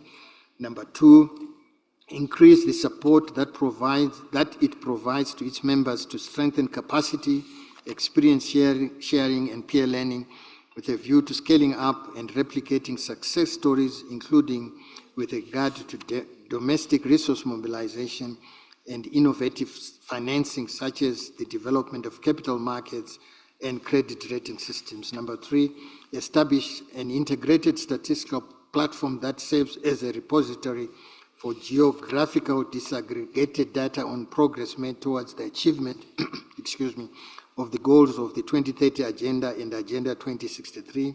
Number four, support its members in developing a new generation of special economic zones, including by enhancing their capacity to negotiate with investors, boost value-added exports, and harness regional value chains to achieve sustainable growth. Number five, continue to provide technical assistance to its members in responding to climate change, promoting blue and green growth, transitioning to a circular economy, and gaining access to sustainable finance. And lastly, assist its members in adopting the 2025 system of national accounts and methodologies for measuring sustainable development and economic growth that go beyond gross domestic product in order to ensure alignment with emerging international standards.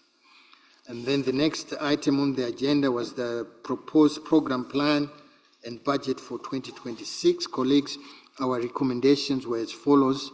Members of the ECA should, number one, promote the provision of adequate resources of ECA with a view to enabling the Commission to continue the implementation of its mandate effectively and efficiently.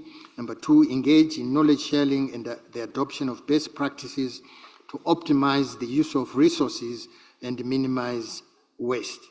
And then for the ECA should, number 1, build on the articulation of its strategies focus area with a view to prioritizing interventions that will generate catalytic results. Number 2, devise innovative financing mechanism and implement specific actions to mobilize additional resources for program delivery. Number 3, enhance the efficiency and effectiveness of limited financial resources by incorporating the concept of productivity into its programming to ensure value for money, accountability, and tangible results. Number 4, strengthen its integrated planning and utilization of resources for effective program delivery and maximum cost efficiency. The next report were the reports of the work of the subsidiary bodies of the ECA, the Economic Commission for Africa. The first one was on the through the Committee on Economic Governance was the Statistical Commission for Africa. And our recommendations, colleagues, were as follows. In the for members of the ECA, we should, number 1, allocate adequate and sustainable funding for statistical development and advance the establishment of a dedicated funding mechanisms for that purpose. Number 2, strengthen African representation and participation in global platforms and negotiations in international tax and financing for development issues. And for the ECA, it should, number 1, facilitate and step up capacity building initiatives to empower countries to participate effectively in negotiations, in particular on tax-related agreements. Number 2, continue providing support for the harmonization of statistics in Africa. Number 3, conduct needs-based assessments for all African countries to determine their specific capacity gaps and opportunities for the modernization of statistical systems. Lastly, assist its members in developing their national capacity to produce data, statistics that are disaggregated by such categories as gender, internal displacement, refugee status, and disability to inform decision-making and ensure that no one is left behind. The second one was on African Institute of Economic Development and Planning, and after our discussions, the following were our recommendations. A, for members of ECA, we should, number 1, prioritize the payment of their outstanding arrears and make their annual contributions to the budget of IDEP.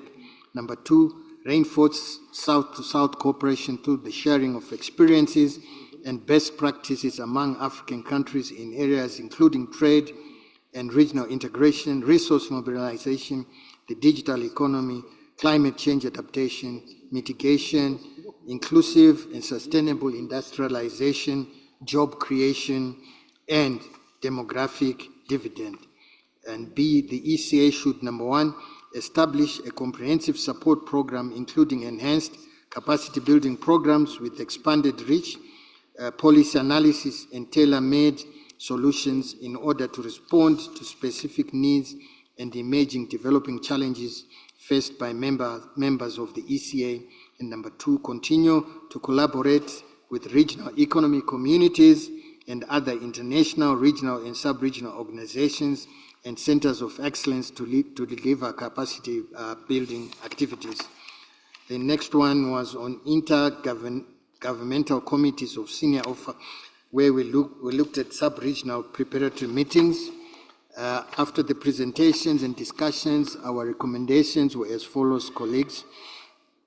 For members should, 1, facilitate, increase, and enhance the effectiveness of the participation of young people in the design and implementation of national and continental development frameworks that are aligned with global and continental agendas. Number 2, ensure that issues of social protection and labor standards are sufficiently addressed in their efforts to implement the agreement establishing the African Continental Free Trade Area. Number 3, promote the free movement of people by advancing the adoption, ratification, and implementation of the protocol to the treaty establishing the African Economic Community relating to free movement of persons, right of residence and right of establishment. And number 4, increase investment in cross-border infrastructure to facilitate the implementation of the agreement. And number B, the ECA should, number 1, continue its work on the impact of non-tariff barriers and provide its members with policy recommendations on overcoming the restrictions to inter-African trade. Number 2, reinforce its support to post-conflict countries to foster recovery and development through short-term and medium-term interventions. Number 3, continue its work on the impact of climate change on food security and assess the threat that environmental challenges pose to economic and social development. Number 4, strengthen the capacity of countries to generate data-driven insights, policy options, and investment strategies on leveraging natural capital and the blue and circular economies and establishing innovative financing mechanisms for sustainable economic growth and diversification. Number 4, continue to provide technical support to its members regarding their national strategies for the implementation of the agreement and of the green supplements to complement strategies, including through capacity building programs targeting micro, small, and medium-sized enterprises led by women and young people. Then the next report was the report on the implementation of the Vienna Programme of Action for Landlocked Developing Countries for the decade 2014 to 2024. And our recommendations were as follows, colleagues. For members that are landlocked developing countries or least developing countries, they should do the following. Number 1, intensify efforts to collect good quality data, including through integrated approaches that combine traditional data sources such as surveys and administrative records with the new data sources. Number 2, align national development plans with the Doha Programme of Action and ensure linkages between the Programme of Action and national budgets. Number 3, boost domestic resource mobilization through innovative tax measures, including with regard to digital payments, the taxation of the informal sector, and excise duties on harmful goods, improve spending efficiency, leverage pension and sovereign wealth funds, and curb illicit financial flows. Number 4, develop robust social protection systems that are targeted at vulnerable populations, in particular during periods of hardship, by leveraging digital technologies. Number 5, promote domestic investment in infrastructure, including that associated with transport, information, communication, and digital technology.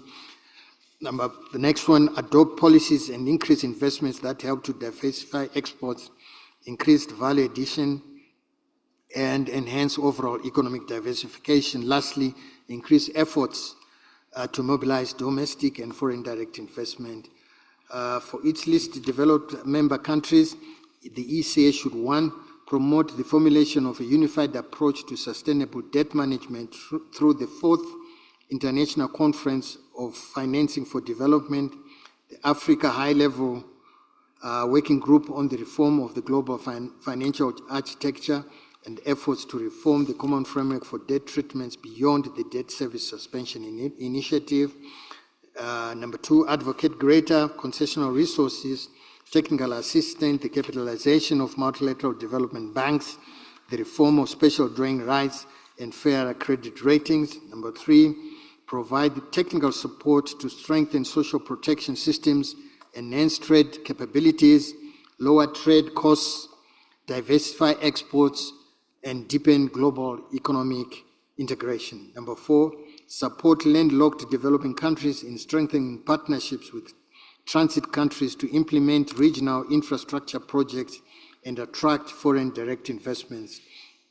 Number 5, support the implementation of national strategies for the agreement establishing the African Continental Free Trade Area with a view to promoting value chain development, industrialization, and economic diversification.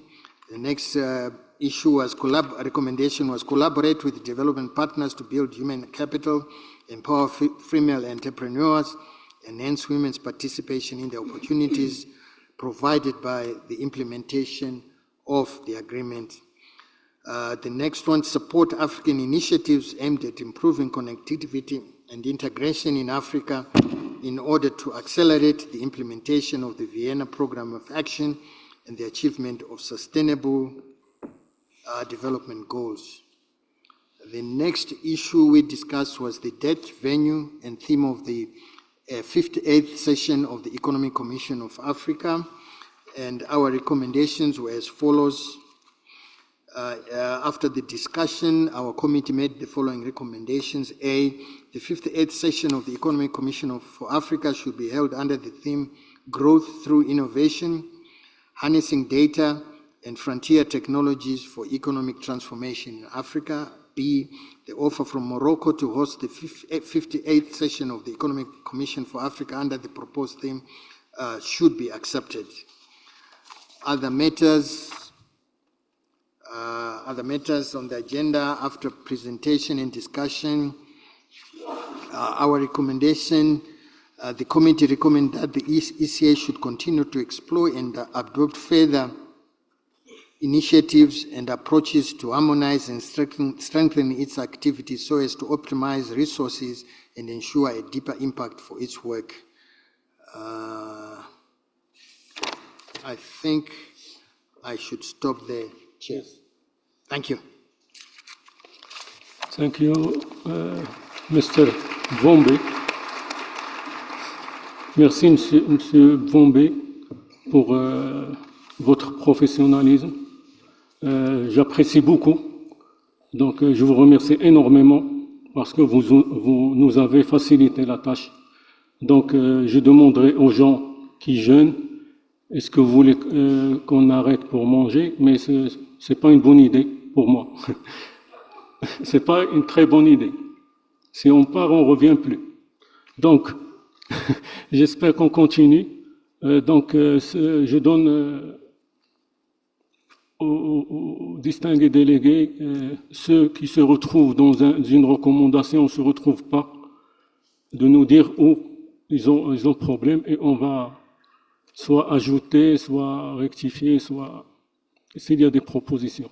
Merci.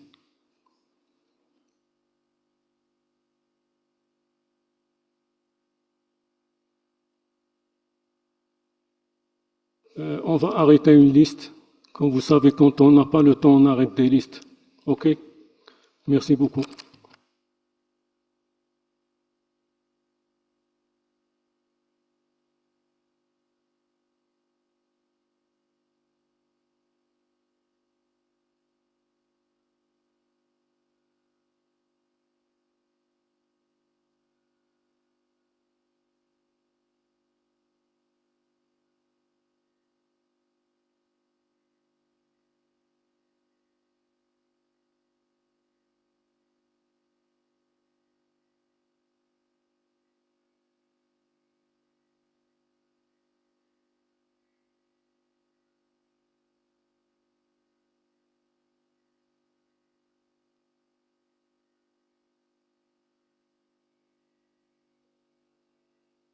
Donc on a une liste, on a l'Égypte, le Maroc, l'Érythrée, l'Afrique du Sud, la République démocratique du Congo et la Tanzanie. Donc je donne la parole au distingué délégué de l'Égypte. Merci. S'il vous plaît, veuillez préciser quelles recommandations, de quel rapport il s'agit, pour aider le secrétariat à se retrouver. Merci beaucoup.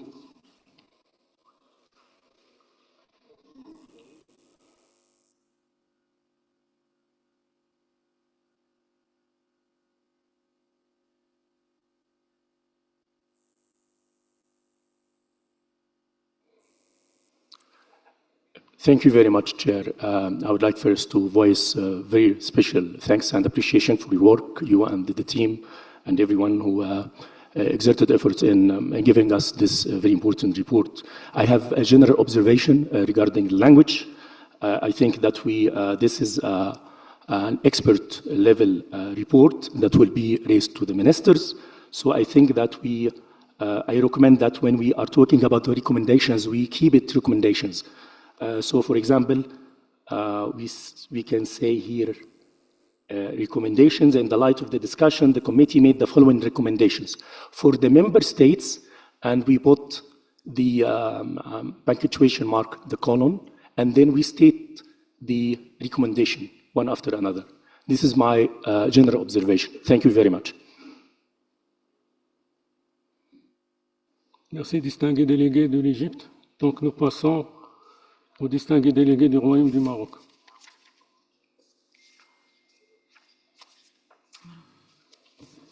Merci beaucoup, Monsieur le Président, d'avoir donné la parole à cette délégation. Ma délégation soutient le rapport dans sa globalité.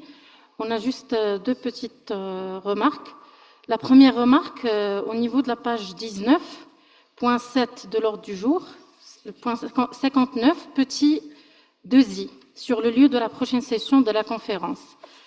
Compte tenu de l'examen approfondi de cette question par le comité des experts et de l'approbation unanime de l'offre du Royaume du Maroc d'accueillir la prochaine session, la 58e session de la conférence, cette délégation recommande que le segment ministériel adopte la formulation suivante dans la version finale du document, parce que la formulation actuelle ne reflète pas vraiment la réalité de ce qui s'est passé. Donc on propose la formulation suivante. L'offre du Royaume du Maroc d'accueillir la 58e session de la conférence a été approuvée et adoptée par le comité des experts à l'unanimité et sans objection. Et on a une deuxième remarque, donc ça sera soulevé par mon collègue. Merci beaucoup.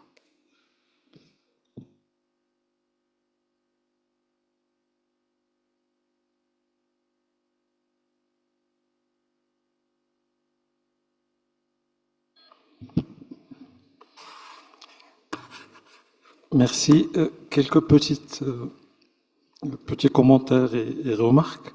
D'abord sur un commentaire en rapport avec les prérogatives des administrations douanières dans le continent. Donc il s'agit de la recommandation A-V, donc section C. Améliorer l'interopérabilité des systèmes d'immigration et de douane par le recours à des identités numériques, de manière à faciliter les déplacements et à renforcer la sécurité. Alors, comme nous le savons sans doute tous, toutes les douanes du continent n'ont pas pour prérogative le contrôle de l'immigration. Donc, il est proposé de retenir peut-être la formulation suivante: améliorer l'interopérabilité des systèmes d'immigration par le recours à des identités numériques. Deuxième remarque,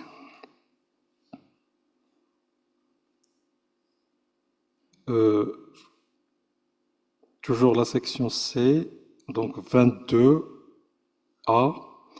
VII. Simplifier les procédures commerciales et douanières, notamment par la création de guichets uniques et l'adoption de systèmes électroniques. Bien entendu, cette recommandation est importante en soi, en elle-même.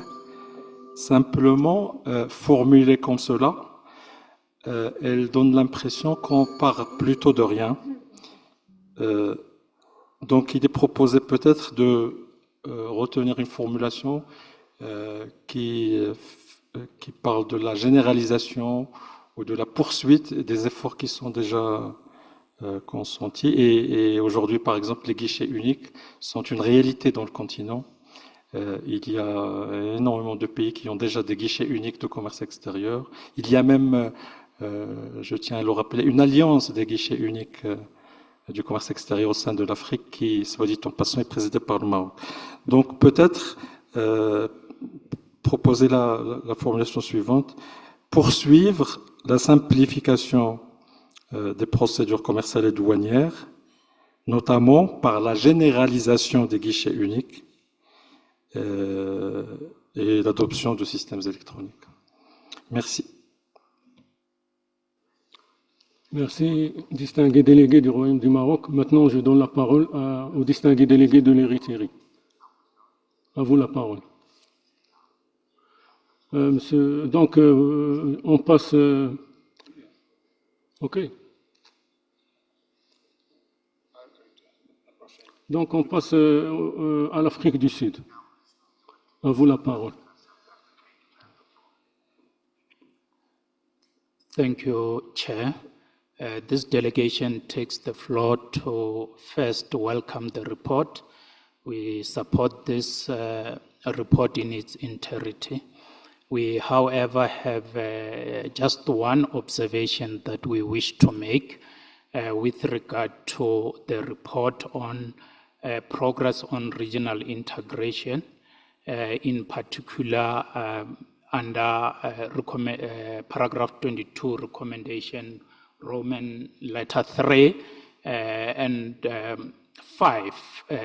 So with respect to those items, we just want to indicate that you will recall that in our intervention day before yesterday, we have expressed that the issues relating to free movement of people and the subsequent fact that the treaty itself is so far ratified by only 4 countries since 2019. That in itself reflects that there are issues or concerns that member states have. And some of those concerns, we have indicated that they are reflected in the report of ECA of 2022. So having said that, our understanding is that when it comes to this issue, we shouldn't be instructive, because doing so will definitely be not realistic until the concerns that have been raised by member states are addressed. In that regard, we just wish to indicate that the language which says member states should expedite ratification is not realistic. We would have expected that we use the language which says encourage member state instead, because there are issues that we are definitely saying that needs to be addressed in as far as the protocol is concerned, before we can instruct member states to say they should do so when the issues are not addressed. Thank you very much, Chair. Merci, distingué délégué de l'Afrique du Sud. Donc, je donne la parole à la République démocratique du Congo. À vous la parole. Merci beaucoup, Monsieur le Président. Nous remercions donc évidemment les rapporteurs pour la qualité du rapport, donc, qui reprend exactement les différents échanges, ça de notre point de vue. Mais nous avons juste un petit commentaire, c'est le point G, sur le rapport sur la mise en œuvre du programme d'action de Vienne en faveur de pays en développement sans littoral pour la décennie 2014-2024. Il y a la recommandation, le point 55 dans la recommandation, spécialement le point B4.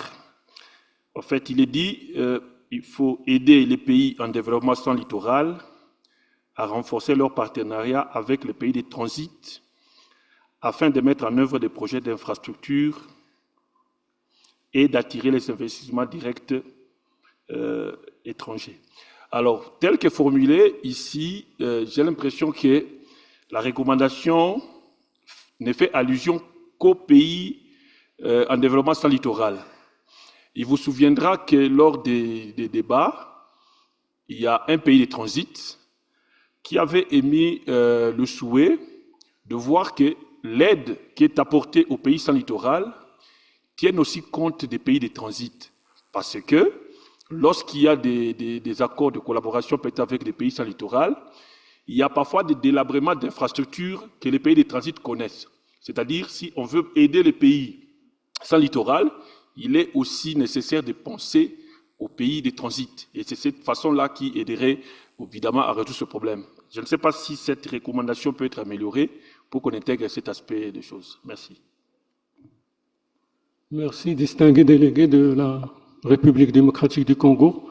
J'invite tous les intervenants à donner leurs propositions qu'ils ont d'amendement au secrétariat pour qu'ils puissent se retrouver. Merci. Donc on passe s'il vous plaît, par écrit. Il faut envoyer par écrit au secrétariat vos propositions d'amendement. Merci. Donc, je donne la parole à la Tanzanie.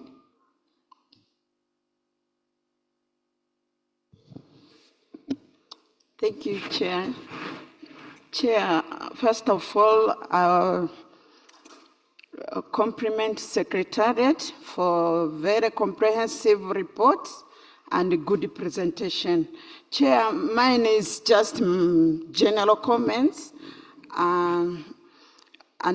regarding the part 3, the overview of research, economic and social development in Africa, and recommendation B, Roman 1.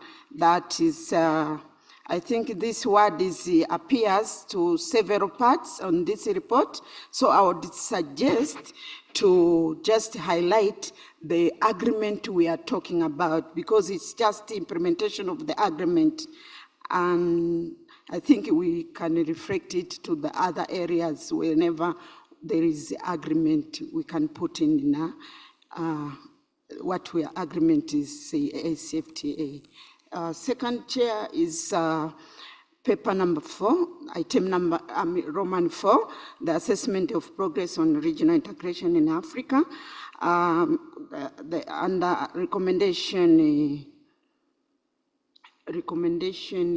A, Roman 2, I think it has just highlighted all protocols and which are outstanding and not yet ratified. So I would suggest to add the one is missing, the competitive policy protocol, which is not yet ratified. So we can add that protocol. So, Chair, I submit. Thank you.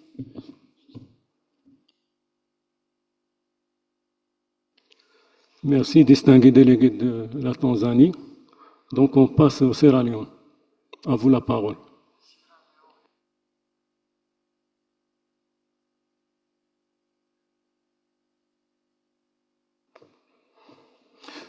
Thank you very much, Mr. Chair. I want to join my colleagues by commending the drafters for doing a short and excellent and wonderful report. For this delegation, it's not a comment on the report per se. It's just a brief suggestion that we want to make so that the Commission will consider for next year when the next session is held in Morocco. As we can see, the recommendations in the report are presented on two fronts, one from the Commission, the ECA, and the other for members. I would want to suggest that by next year, when we're doing progress report of all these recommendations and issues that have been discussed, I want to suggest that we look at the perspective from what the Commission is doing and also the perspective of member countries. Especially for member countries, we can do it on thematic issues as part of our presentation, or we can look at maybe by regions, so that when we come next year, we'll be able to learn from what individual countries are doing as a bloc, and also what the Commission is doing to help these countries to meet some of these things that we have highlighted as recommendations. And this will help in the monitoring and evaluation aspect of what we are doing, so that we follow progress from both ends. Thank you, Mr. Chairman.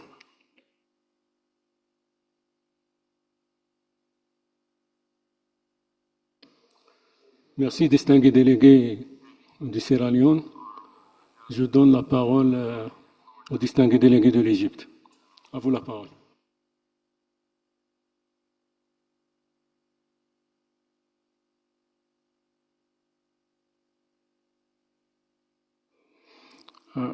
Sorry, maybe I was not very clear in my first intervention. You know that we are fasting, so bear with me.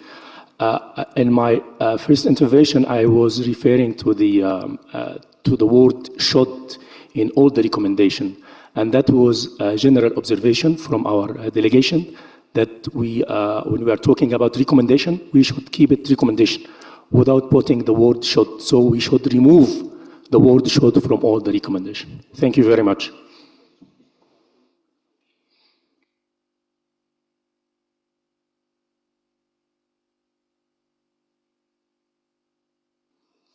Merci, distingué délégué de l'Égypte. Donc, il n'y a pas d'autres interventions.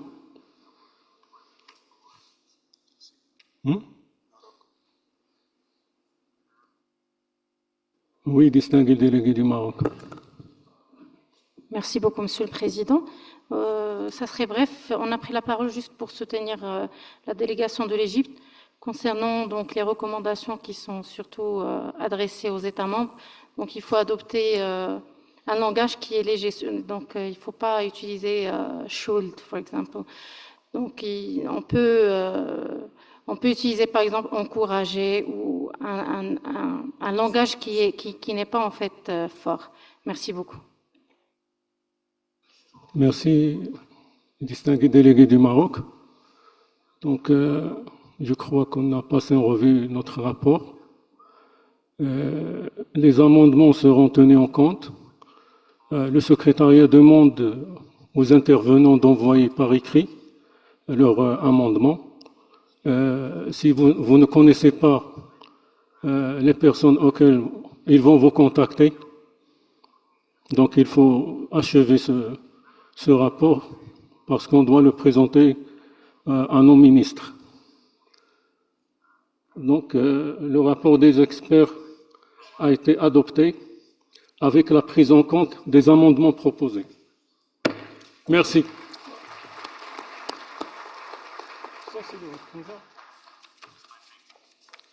Donc, nous allons passer au projet de résolution sur l'utilisation des chaînes de valeur régionales pour tirer parti des richesses de l'Afrique. Donc, c'est la résolution ministérielle. Je crois que vous avez tous ce document. Est-ce qu'il serait nécessaire de le relire ou est-ce que vous avez déjà lu? C'est-à-dire, s'il y a des remarques, vous pouvez d'ores et déjà intervenir. Donc, on établira la liste. OK. On a les retirés.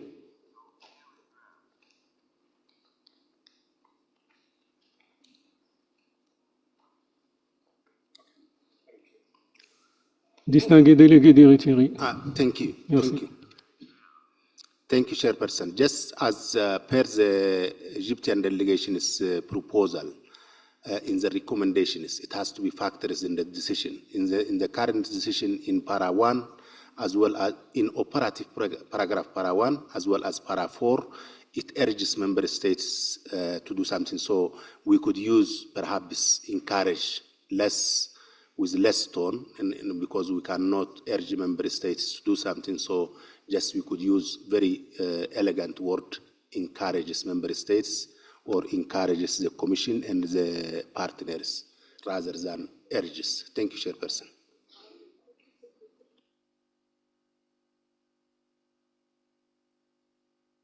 Distingué délégué, si j'ai bien compris, vous parlez du rapport ou vous parlez de la décision? Vous parlez de ça? De la résolution, OK. Donc c'est noté. Merci.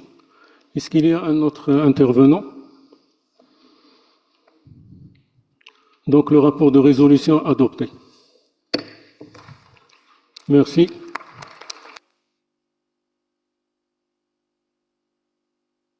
Donc avant de passer à la clôture, je voudrais vivement vous remercier pour votre patience.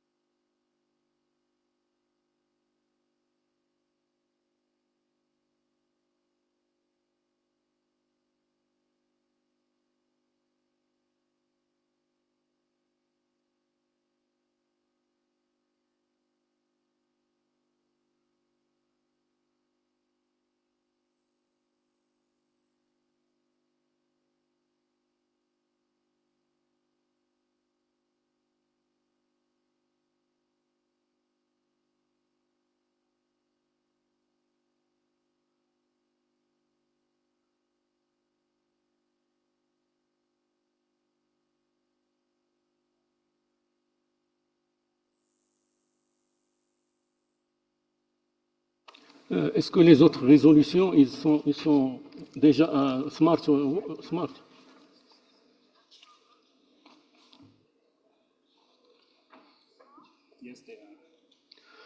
S'il vous plaît, il y a d'autres résolutions que le secrétariat vient de m'annoncer. Est-ce que vous les avez tous lues? Est-ce que vous avez des remarques dessus?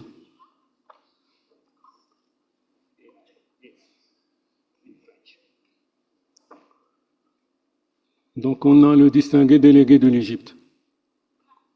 Merci. Vous pouvez prendre la parole.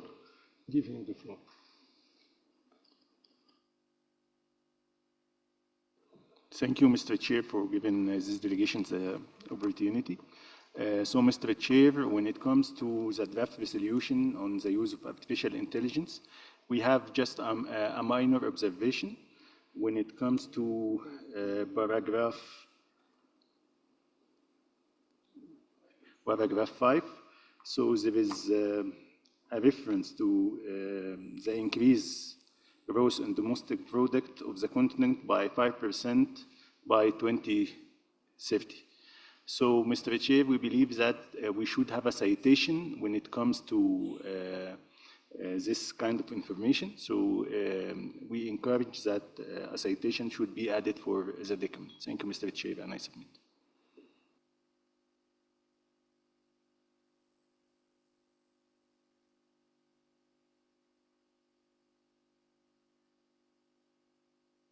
Merci, distingué délégué de l'Égypte.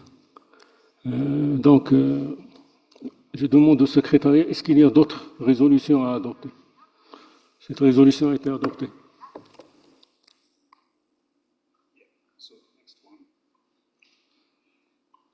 La prochaine. Excusez-nous, on va attendre les autres résolutions.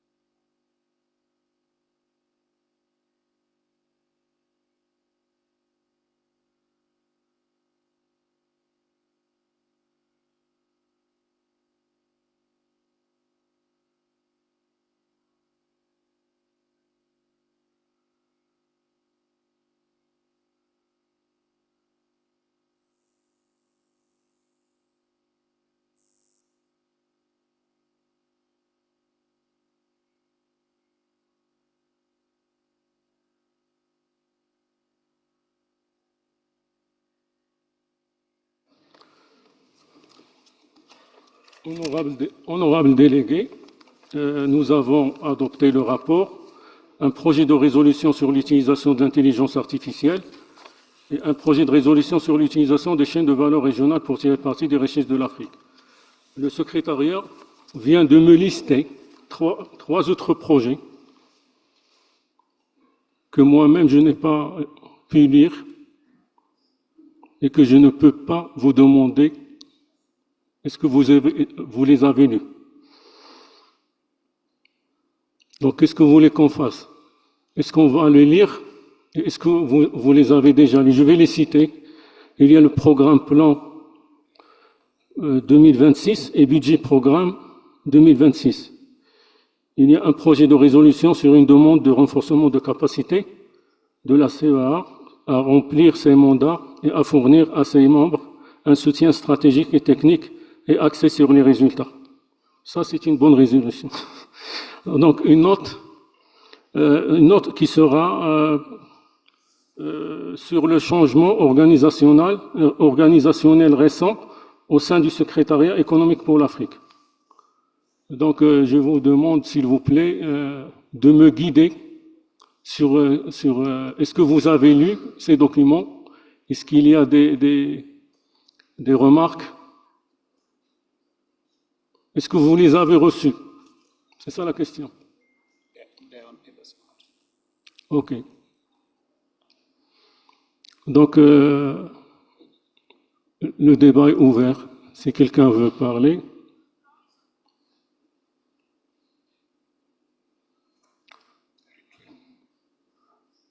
Je donne la parole au distingué délégué du Cameroun. Merci.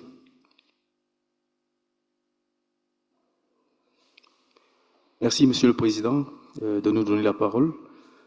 Donc, sur les trois résolutions, nous allons faire le commentaire uniquement sur celle concernant le renforcement des capacités de la CEA, parce que les deux autres c'est à titre d'information. Alors, sur le renforcement des capacités, nous pensons que, vu la réforme institutionnelle que la CA a connue, qui vise davantage à améliorer son offre de prestations à l'égard des États que nous sommes, et qui justement a ajouté un certain nombre de compétences et d'organes, il va sans dire que les besoins en termes de ressources humaines, en termes de ressources financières, vont bien évidemment augmenter. Je crois que en lisant cette résolution, il apparaît clair que le plaidoyer des États membres, il est important, il est indispensable ici pour que cette question puisse être portée au siège des Nations Unies à New York, et pour que la question puisse être adressée à ce niveau. Donc, pour la part du Cameroun, nous soutenons ces réformes. Nous soutenons également cet appui que nous devons apporter à la CEA pour qu'elle continue à nous apporter son soutien technique dans plusieurs domaines. Donc voilà notre position. Merci. Est-ce que vous avez une recommandation ou c'est un commentaire?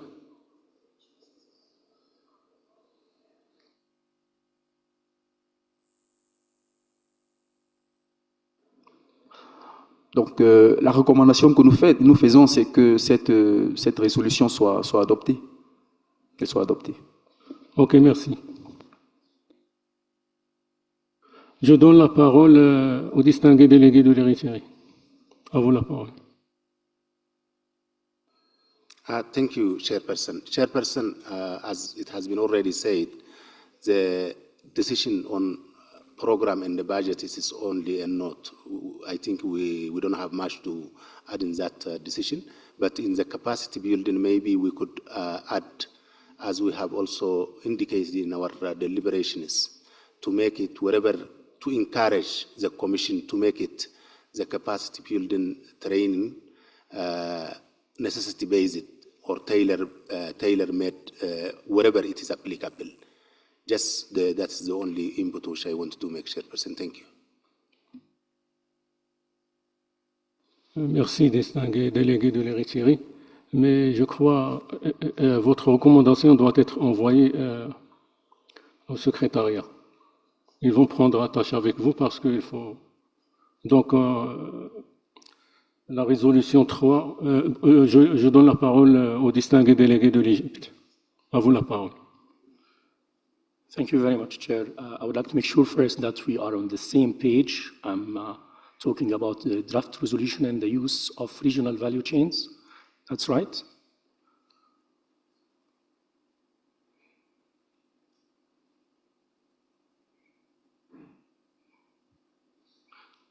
Okay, and the draft resolution on the use of regional value chains on the second paragraph, noting with concern the disruption to global value chains that is being caused by rising protectionism. I think we should be very clear here that is a message from Africa is heard because this is a very serious matter.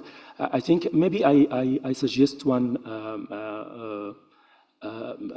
to clarify the language. Instead of diversifying risk, we can say that reduce vulnerability to global trade tensions. And also in the same draft, number 3, call open members of the Commission to enhance infrastructure. I may suppose a different, clear language. Maybe I say it now. Call open member states to strengthen infrastructure, including transportation networks, energy systems, digital connectivity, and financial services to ensure the effective operation of regional value chains and special economic zones, thereby facilitating seamless trade, promoting industrialization, and attracting investment. Thank you very much.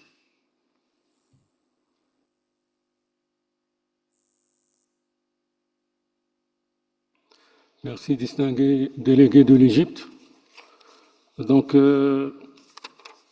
est-ce qu'on est d'accord tous pour adopter les résolutions que je vous ai citées?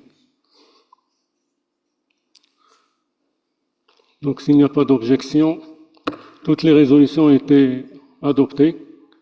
Et merci pour votre patience et pour votre travail, votre pragmatique. Je remercie les rapporteurs et le secrétariat. C'est un travail très difficile. Hier, j'avais pressenti qu'on aurait resté là jusqu'à tard parce que des fois, il y a des discussions qu'on ne peut pas arrêter, des discussions très, très importantes, des discussions qui nous fassent oublier le temps. Donc, je vous remercie tous et on passe donc au point suivant, point de clôture de la réunion. Donc, j'invite, avant de vous présenter mes observations finales, je voudrais inviter la secrétaire exécutive adjointe chargée des programmes et économiste en chef de la CEA, Madame Hana Moursi, à faire sa déclaration finale. Je vous remercie.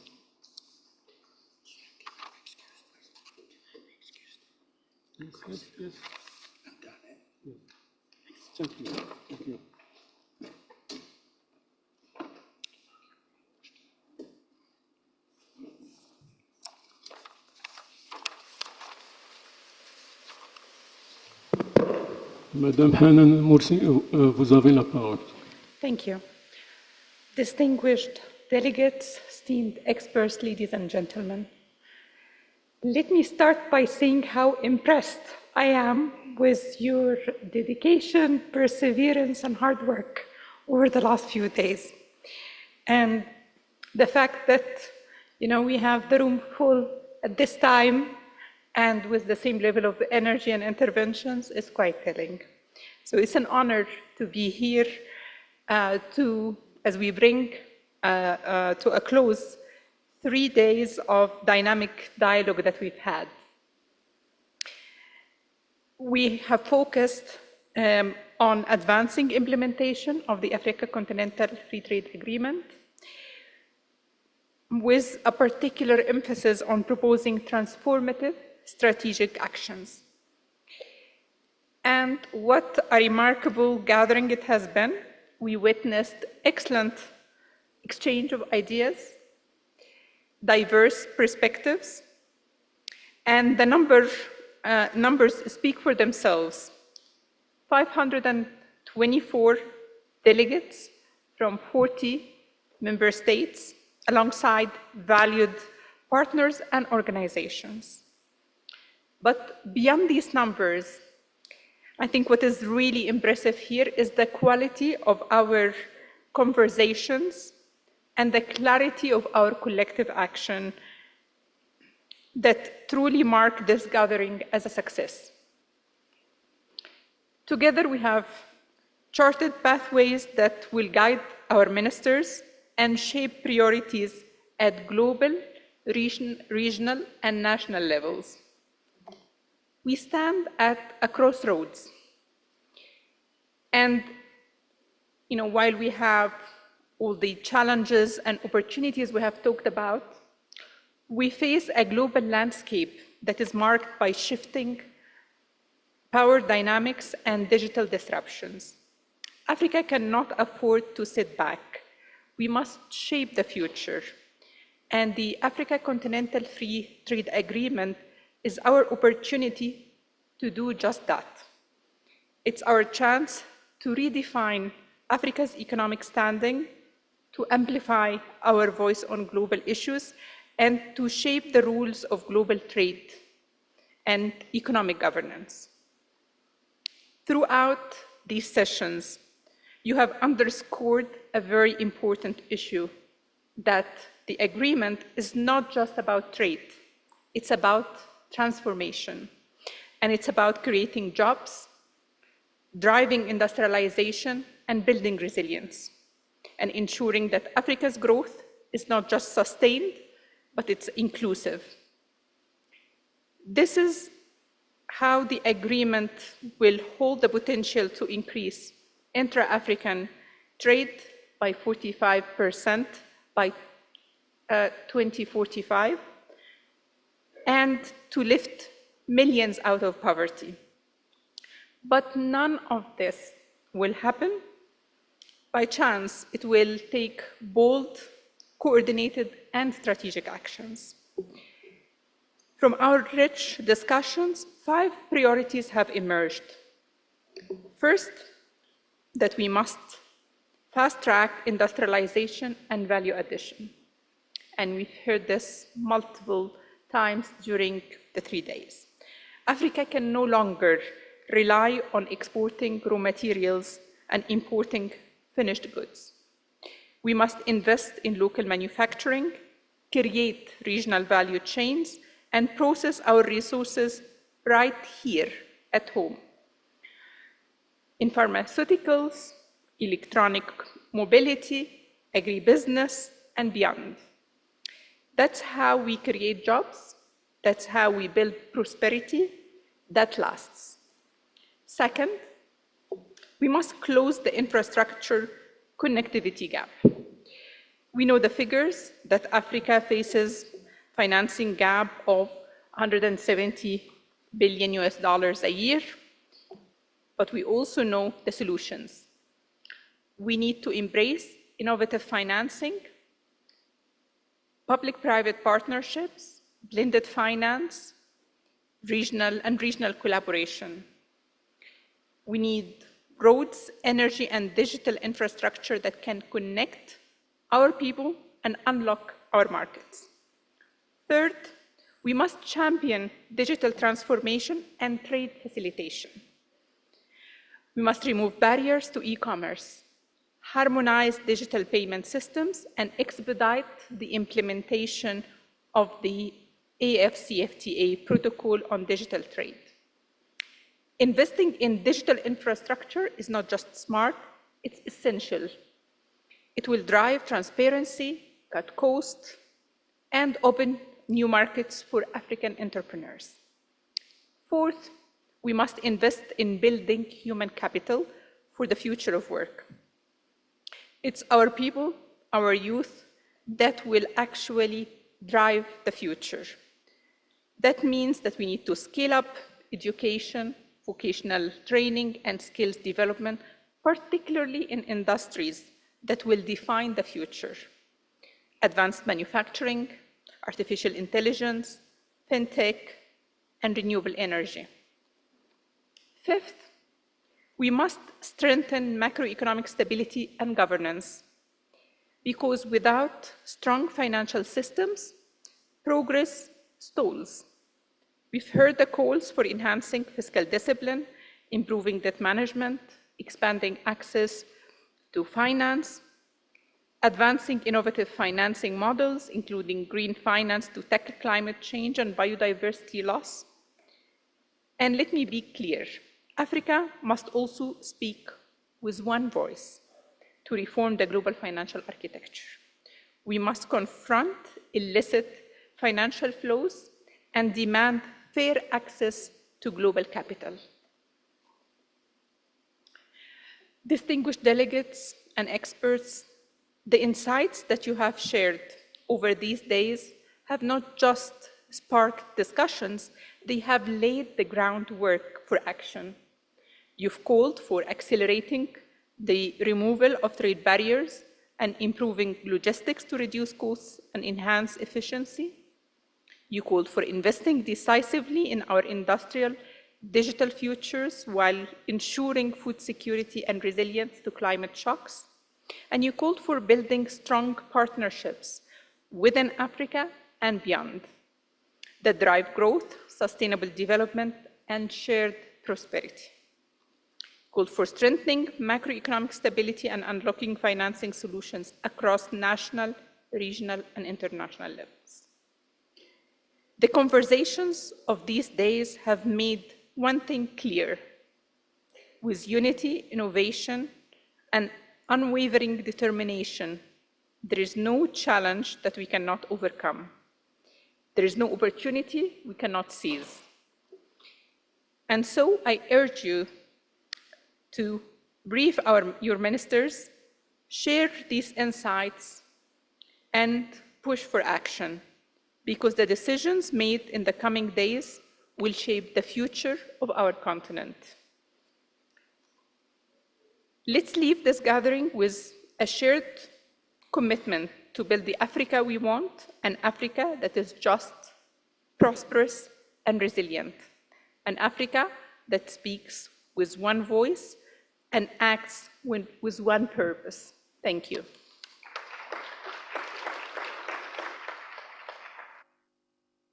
Merci, Madame Hanan Moussi.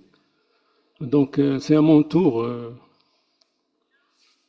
de prononcer une déclaration.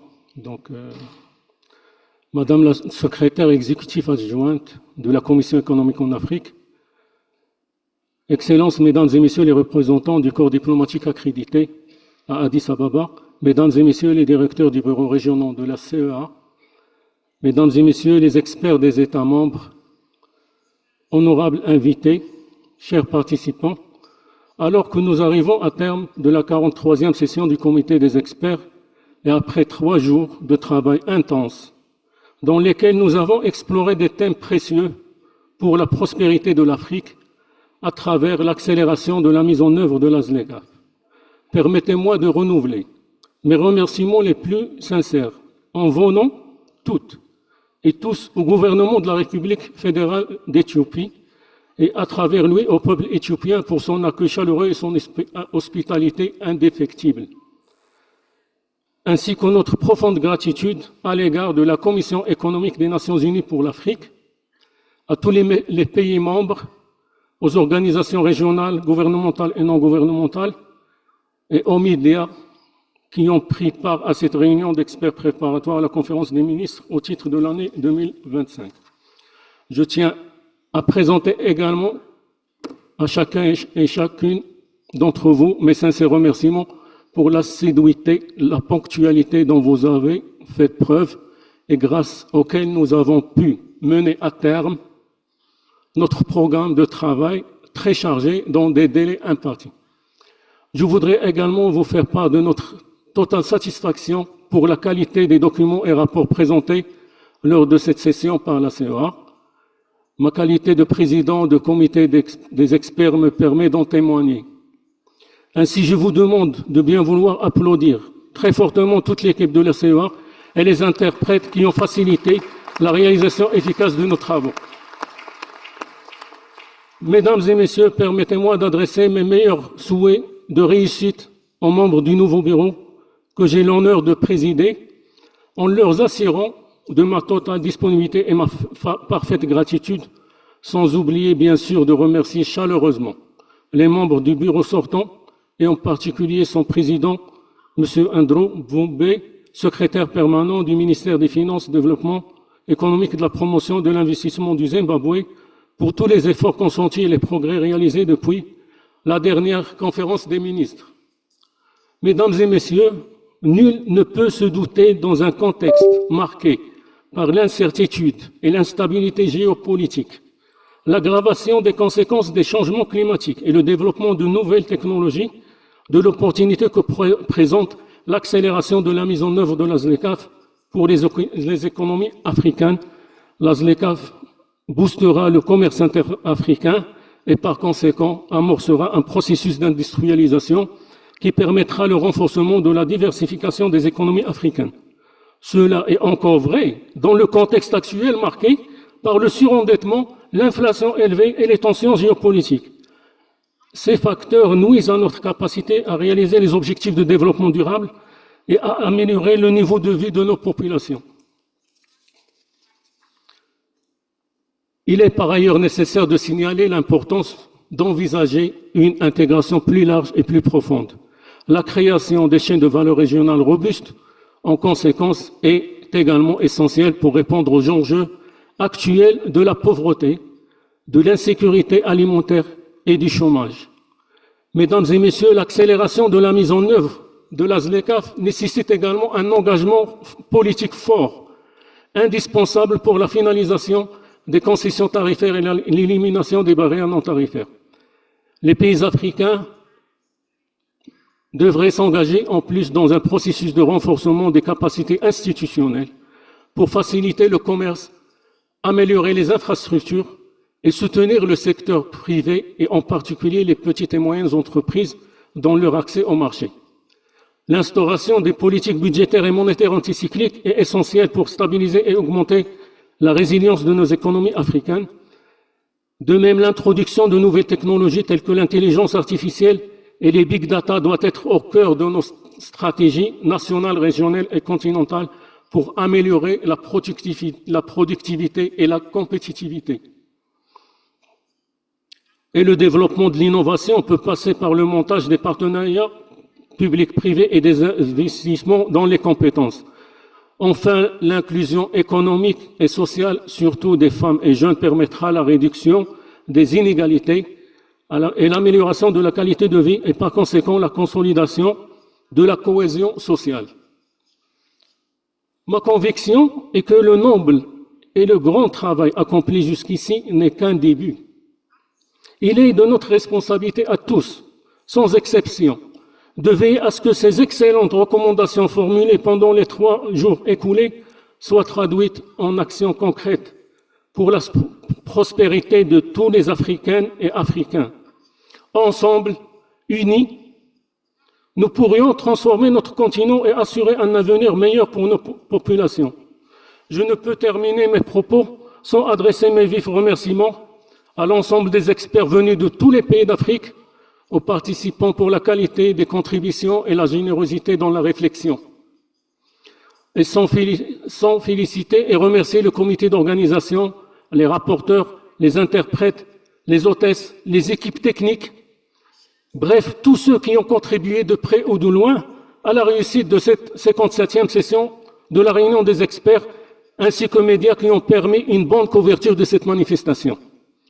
Je vous remercie de votre aide aimable Attention, et je déclare officiellement close la réunion des experts de la 57e conférence des ministres africains des finances et de la planification et du développement économique. Merci beaucoup.